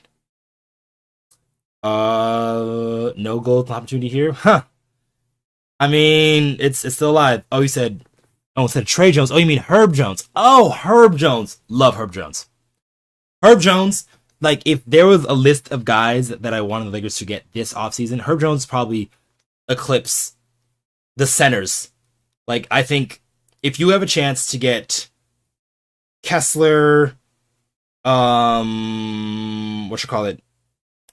Kessler, Claxton, Pirtle, any one of those centers, I'm choosing Herb Jones over all that. Because Herb Jones, he's a nice wing. He's a dude who's improved on a three-point shooting drastically. So he's like a way better three-point shooter than he was initially.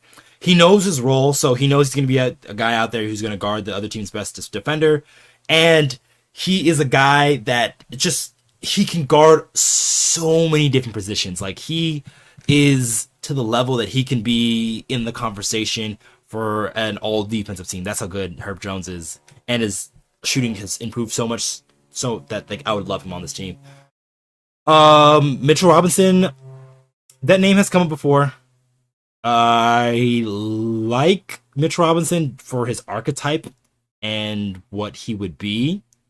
The problem with Mitch Robinson is his health, man. I can't, like, if we're gonna make that argument about Mitch Robinson, like, might as well go get Robert Williams, who will cost you a lot cheaper. And he's got the same type of injury history that Mitchell Robinson has. And Mitchell Robinson's probably going to cost you more because he played well in the playoffs there. Let me check his salary, though, for Mitchell Robinson to see what it will take for the Lakers to get a deal done. Because I don't think he makes too much money. Yeah, no, he doesn't. $12 million. So very, very likable number. Wouldn't take much to get him. So, yeah, I would definitely be interested in Mitchell Robinson, but the price would have to matter for me. And the injury history is always a big concern. Because, like, if you get Mitchell Robinson and you trade for him and he plays like 30 games for you and barely plays in the playoffs, like, what was the point?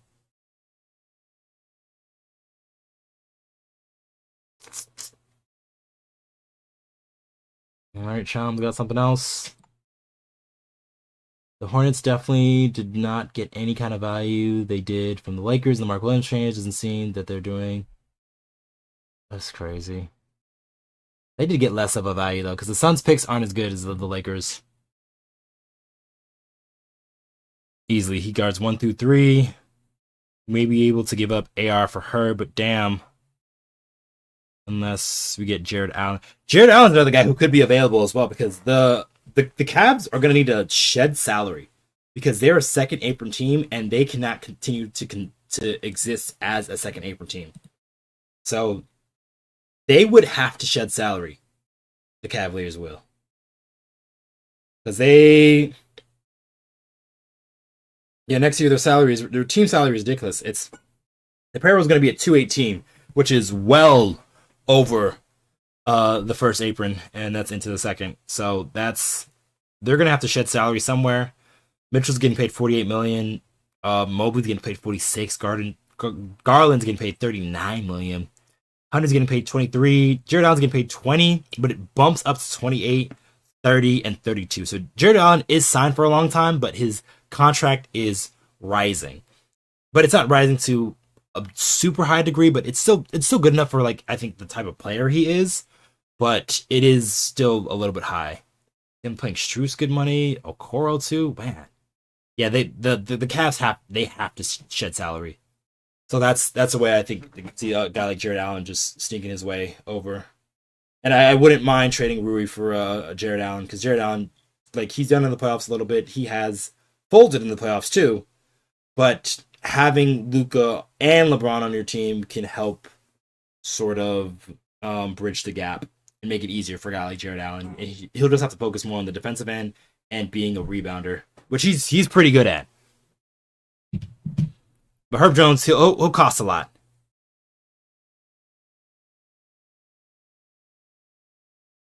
Definitely cost a lot. As part of the trade, Charlotte is acquiring... Oh, wow. The guy they traded from Phoenix is going back to... Oh, so... There was a trade that the Suns had with Yusuf Nurkic, I remember, and who else was traded? I think they traded Nurkic over there, and then a guy named Visa Misic went to the Suns, but he's going back to the Charlotte Hornets, which is funny. Getting traded from Charlotte and traded back to that same team.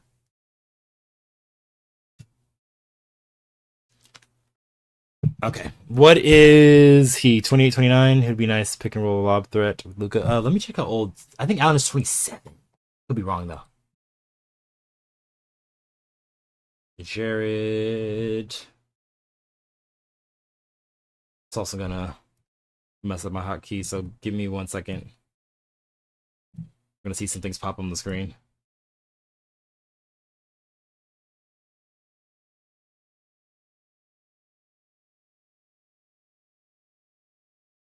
Jared Allen is 27. Yeah, I was right.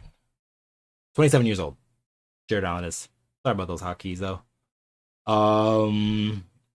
Those sort of still pop up when I'm typing on my browser. 27. When did he turn 27? Was that recent? Pick is in for the Spurs. Ooh. Drop my phone. Who's this cat?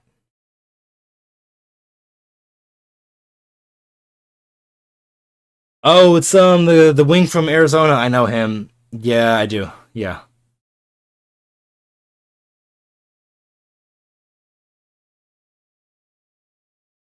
So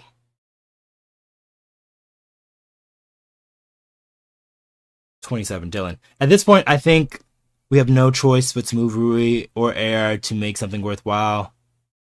While the last thing I wanted to see AR leave, but I have a bad feeling this is more likely now than ever. I don't think it's as dire.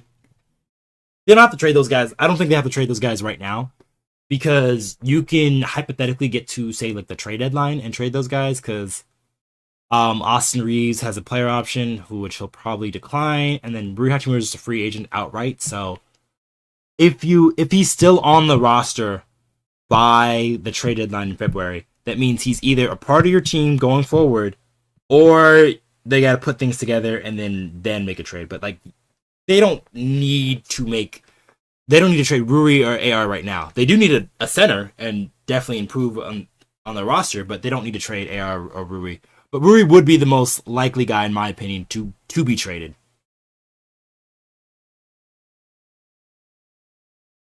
So, who we got at this pick? What's his name? His name is And from Arizona, light skin shooter, defender. Man, these 3-and-D guys, they love to be picked up around these teens. Going to the Spurs. Man, the Spurs, man. They know what they're doing. His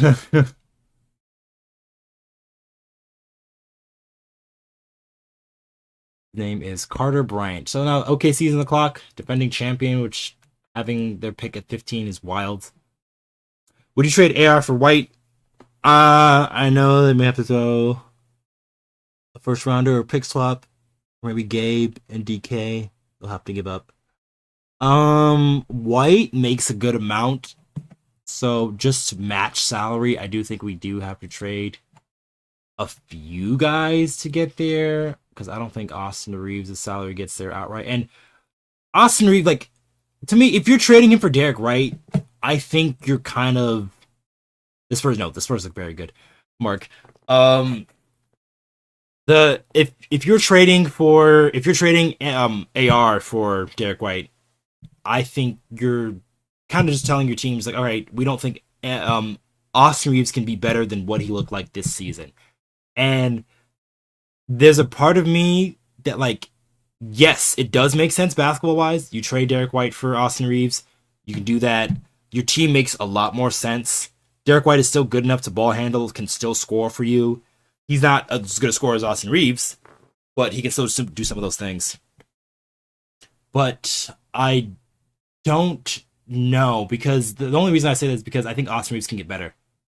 He's gotten better every season, and I don't see a reason why not that he can get better. And a better Austin Reaves is better than a 20-point-a-game scorer, 5 assists, 5 rebounds. That's hard to come by. Very hard to come by. And yes, I do have some questions about the defensive end, but that's why you try to go after, like, maybe a super defender, maybe a Herb Jones type, if you can. If you can, though.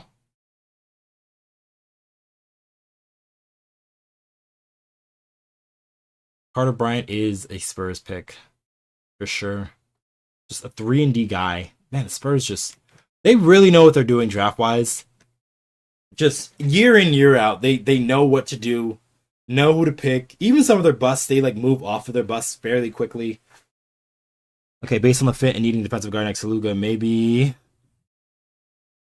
you make that guard best guard. But yes, I am honest on Reaves' fan. He's a high ceiling. Yes. Okay. Yeah, you're right about the fit. The fit, they would like to have a defensive guard. The ideal guy is some dude that can guard more than one position. That's Derek White. That's Herb Jones. That's some of Marcus Smart. That's there's a few other guys out there, like cheaper options, who wouldn't be like as good, like skill wise, but like they can do the job serviceably. But I'm saying about a lot. Ooh.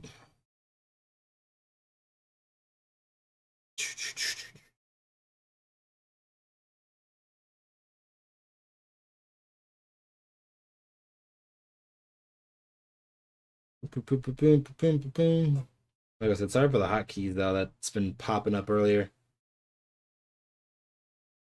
17,000 you coming up here, or 1,700 of you coming up here. Really nice.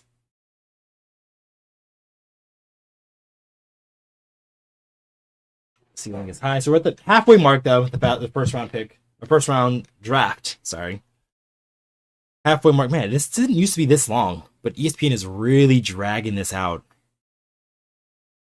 Really trying to get those ad dollars. No matter what the trade package he would fetch, I would rob if we lost AR. Yes and no. Like, if you obviously trade him for like a Giannis type, I won't cry over spilled milk. I don't think it's gonna happen, but if it's like of that ilk of guy, like the dude who's been like a multi-time all-star, then I wouldn't be as sad trading Austin Reaves. But if you trade him for like some of these other names that we've been like hearing, like for like Walker Kessler straight up, or something of that nature, then I feel like you're just making a lateral move. Like, yeah, you solve one problem, but then you open up another issue. So if you're the Lakers, you can't be doing lateral moves. You can't just be like, okay, let's just trade a guy to trade a guy because it makes sense. It's like, no, you got or like to make a change. But I'm like, no, you trade a guy because like it makes sense, and you're trying to bring in some new talent, something that your team does not have, and not taking away too much from your team already. Because the Lakers, they were the 3 seed. Let's not act like the Lakers were just terrible the whole season. Like, they were the 3 seed. They have some good players on the roster. They have some good guys who can do a lot of things for them. But it's about finding the right guys that fit with who, and then sort of getting rid of the guys that don't fit as well. So, yes, I like Austin Reaves. Yes, I like Rui Hachimura. Yes, I like Dorian Finney-Smith. Yes, I like different most of the guys on like those are the main guys who really played. But like, yes, I like those guys, but not all those guys are gonna stay. So it's all about fit. And I don't think it's smart for the Lakers just to make a trade, but that's why we don't see too much movement here. The Oklahoma City Thunder are picking right here, and I find it fascinating to see if they pick if they make a pick right here. It's Thomas. Oh, Somber, a center. Oh. Do they need a center? No, they don't need a center, but the Oklahoma City Thunder are just a bunch of athletes right now. Yo, you think the Lakers will trade a center for their future? Will be? Maybe. I'm not sure Walker Kessler fits with Luka. He's a traditional post big. By size, I see what you mean by traditional big. He definitely needs to work out his short roll more and just be better as a decision maker. But like as a finisher and a screener, I think Kessler's fine. And defensively, that's where Kessler I think excels, because he can shore up he averaged 2 blocks a game. He's a very good, solid defensive center. I think we need Lively or Luke Knecht to spread the floor to give it a different look. Lively, the Mavs probably won't be trading him. I know they signed Gafford, they have AD on the roster, they have Cooper Flagg, they have PG Washington, but Lively, to me, like, he's got a lot of talent, and he's not going anywhere. So I doubt they trade him. Luke Knecht, he's okay as, like, a backup. Yeah, he's okay as a backup. I don't really have, like, any issue with him, but they would need to find somebody to be at the center. Yeah, Mark Williams did just go to the Suns. Mark Molina, he was traded for the 29th pick and a future 2029 first rounder. How possible you think Miles Turner is traded after the finals run? So Miles Turner is a free agent, and Miles Turner is definitely going to draw some interest. It just depends on what he's looking for, because he has some leverage going to the NBA Finals. Playing well most of the playoffs. He didn't play super well in the finals. I think he kind of like misstepped a little bit. He did beat up Chet Holmgren a little bit, but like he still wasn't shooting to his caliber.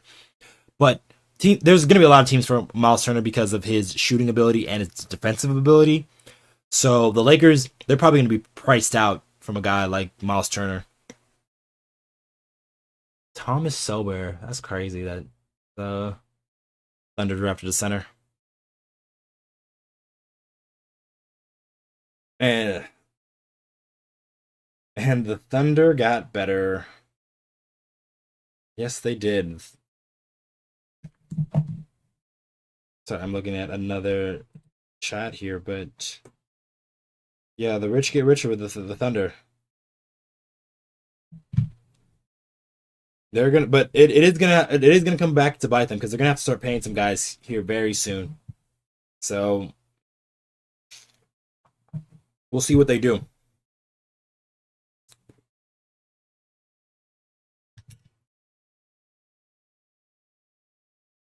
Okay, Reaper Medieval 23. I like that name, by the way. Who you think Luka best fits around via center for jumping ability and all around big man? I would say Nick Claxton. And Nick Claxton does a couple of things. So Nick Claxton is not only a lob threat, guy who can catch it in a whole bunch of different positions. He can be a defender as well. And on defense, the Lakers switched a lot defensively, so he kind of fits the Lakers scheme already. He can play drop coverage too, but like he's a really good switch defender too. And then he's also really good in the short roll. So Luka Doncic is gonna get double teamed a lot on screens. So the release valve is going to be the person who set the screen naturally. So that's going to be Nic Claxton. That's where he grew his game a lot more, and that's why I think I like him the most. However, though, you can make the case about DeAndre Ayton and how well he can play. I just don't trust him as a player because he doesn't have the correct motor for me to be behind him. But DeAndre Ayton, skill-wise, probably has the best skills, but Nic Claxton is probably, to me, the best fit.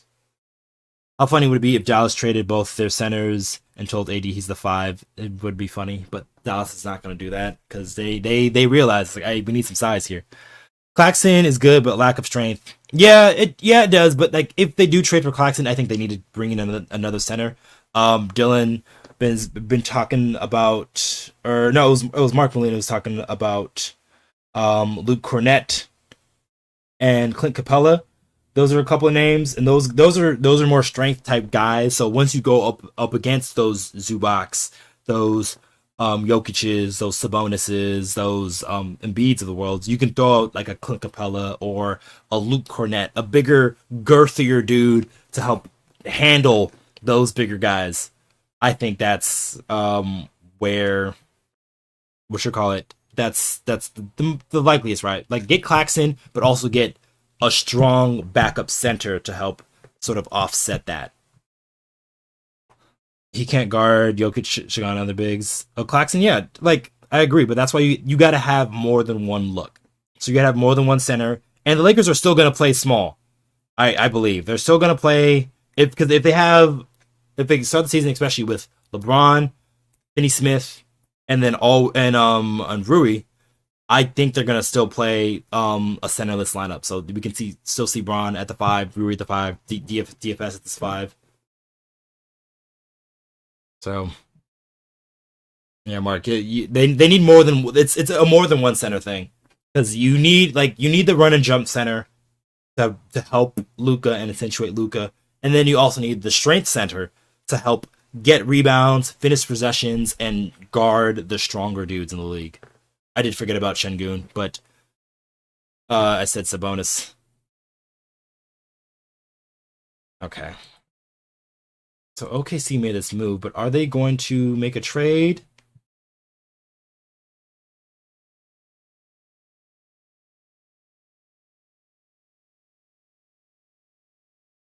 Holy Portland, what did Portland do? Oh, this proposed trade. But yeah, Portland's making some moves. No trades by Shams. Mostly just been a lot of picks that have been traded today.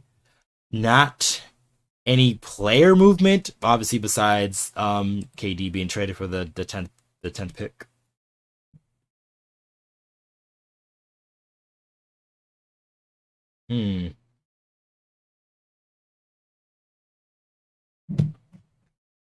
Strength minimum Brook Lopez, but he's slow. I agree. Brook Lopez, he's slow, but like he could be a guy. I don't know if he demands the minimum. He could get the mid-level exception, which is about $5.7 million. So he could get that type of money. The Lakers could pay that type of money because they have the mid-level exception, but I don't know if they would go after him. So athleticism with a lob threat or somebody then the like Cornette, the pick and pop big. So yeah, I agree. They need more than one look, Mark. I don't get that Drew Holiday trade. He makes way. Are you trying to say too much money? I'm assuming. I somewhat get it from obviously. I get it a lot from the Celtics standpoint because the Celtics they were in that second apron, deep in that second apron, and if you stay within that second apron, oh wow, a center from China just went to the Grizzlies. Hello, what the heck? He was like, he was not even in the regular seats. He's in the stands. He's a big dude too. Oh my god, what's his name? Jan, is he like one name? Like, oh no, Jan Henson. Okay, he's from China. Was the defensive player of the year over there in China. Okay, two-time All-Star. All right then, interesting. So now more teams around the West are gaining size, and the Lakers are still too small.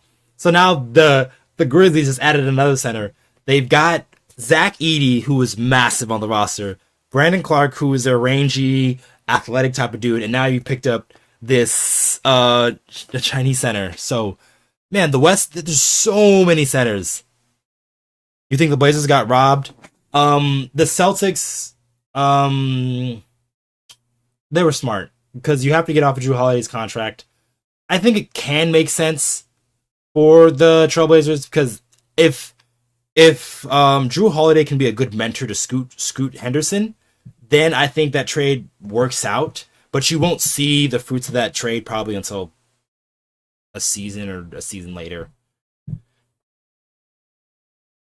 On that one dude on the Lakers.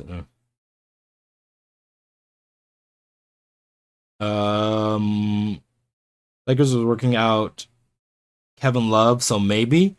I mean, he's friends with LeBron, so we got that connection there. Kevin Love, just in my opinion, he might be a little bit too old to be like a consistent player. Maybe he can be a 16 game player in the playoffs and do some things for you in the playoffs, but like, yeah, he has to demand the minimum. So I'm not paying him more than minimum, and he can't be a guy that takes up too much playing time because I don't think he can. So Kevin Love, he is under contract though for next season at about $4 million. So he's not super expensive. You can make a trade for him, and he wouldn't cost too much. But at the end of the day, it's with these lateral movements that I was talking about. Like if the Lakers make a trade, are you just making a trade just to make a trade, or are you making a trade to actually get better? I don't know if Kevin Love makes you better. Kevin Love 5 years ago, heck yeah. But Kevin Love now, I don't know.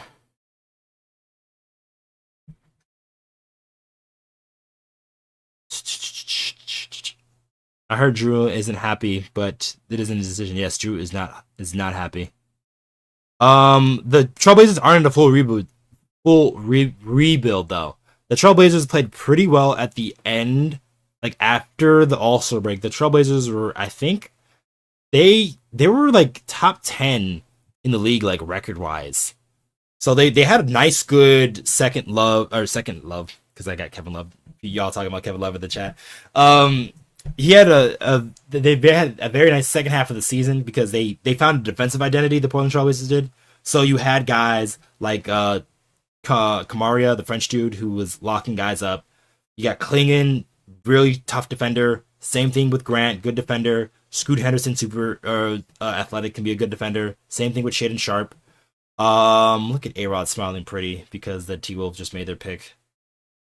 So yeah, they had a lot of defense and athleticism, so they tended to a defensive team. So getting Drew Holiday can help them even more on the defensive side of the ball. So I think they're trying to make a play for the play-in, the Trailblazers. So they're not going to try to tank. They're not going to try to like be back in the lottery again. It's like, no, they're going to try to go for the play-in, the playoffs.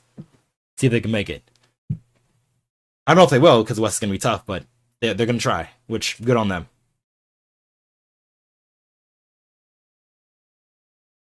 The Blazers picked a good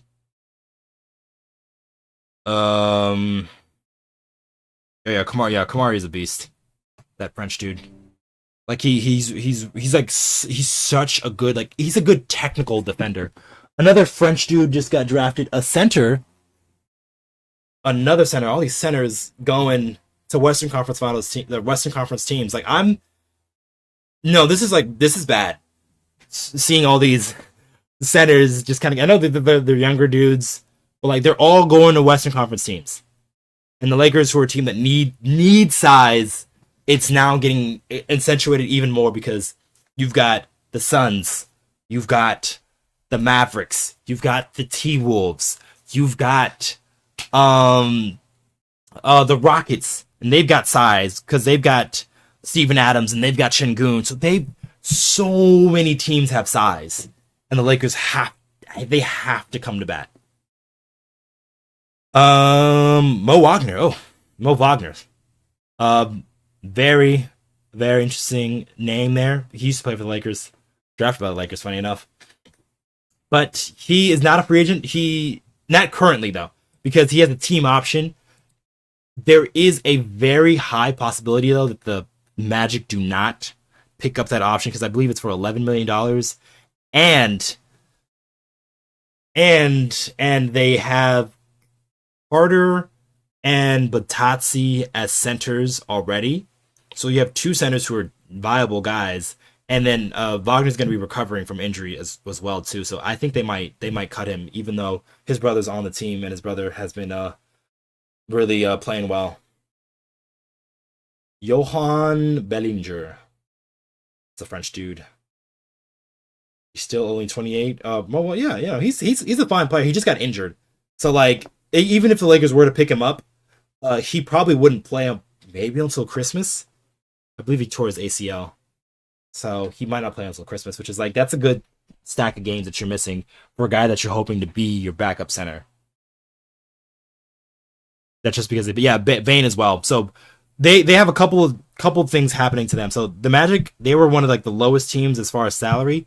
That jumps up exponentially next season because they've got Jalen Suggs they're paying. They've got Franz Wagner they're paying. They've got Desmond Bane they're paying. And then Pablo Banchero, he hasn't signed it yet, but once August 2nd hits, Pablo Banchero is probably going to sign a max extension as I believe he's been an all-star a few times already. So he's going to sign a max extension for the most money that he can, and they're going to be capped up.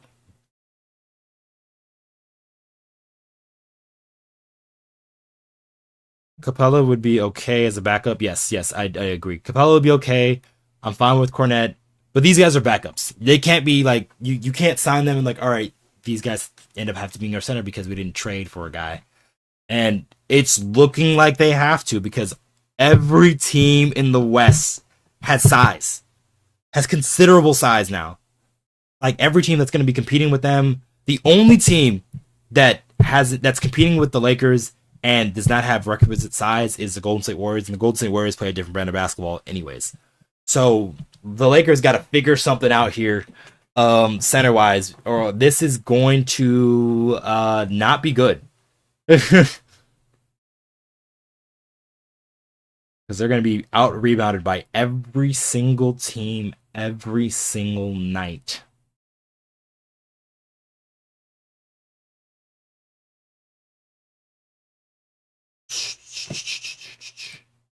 Yeah, I'm just like following Shams and seeing just like if he's got anything new. But this draft, it's going a lot slower than it used to be. They used to do 2 rounds in one day, and like now they don't do that anymore because ESPN's got to make their money.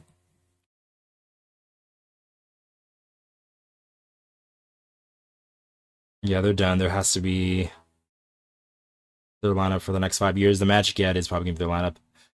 When do we fire Pelinka? Chance they start now or later? They do not start now. Actually, we'll give Pelinka a summer. Like he got the whatever. Your friends Nico, you got the Luka thing done. Cool. Let's give him the summer. Let's see what happens. Let's see what guys they bring in. Let's see if they make a trade here on draft day, whether it's today or tomorrow. So I think Pelinka has some time. Not a lot, but he has time.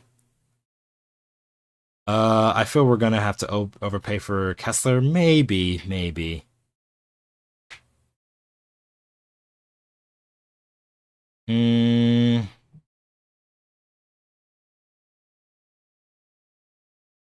Rob position is good. Rob is in a great position. Great position, new ownership. And they're not going to change things right away. They're just not going to do it. They'll probably wait a few months and then do it, but they're probably not going to. Oh, so that pick, that center that went to the Grizzlies, sorry, because it was part of a trade. So he is going, the Chinese center that I was talking about, Hansen Young, he's going to the Blazers. So now the Blazers have 4 centers on their roster. Somebody has to get traded from Portland. So Portland could be another team the Lakers could be looking at. I don't know. What do you guys think about Robert Williams III? He is a guy that could be available for cheap. You could get him for just Kessler. I'm not Kessler. I mean, you could get him for Kleba and Shake Milton. And because of his injury history, you don't have to give up any picks. So you can just say like, hey, we want Robert Williams. Here is Kleba. Here is Shake Milton. And maybe a second rounder. What's up? So what do you guys think about Robert Williams III? He could be a guy that I think is on the horizon because the Blazers have too many centers now. They got 4 centers on their roster.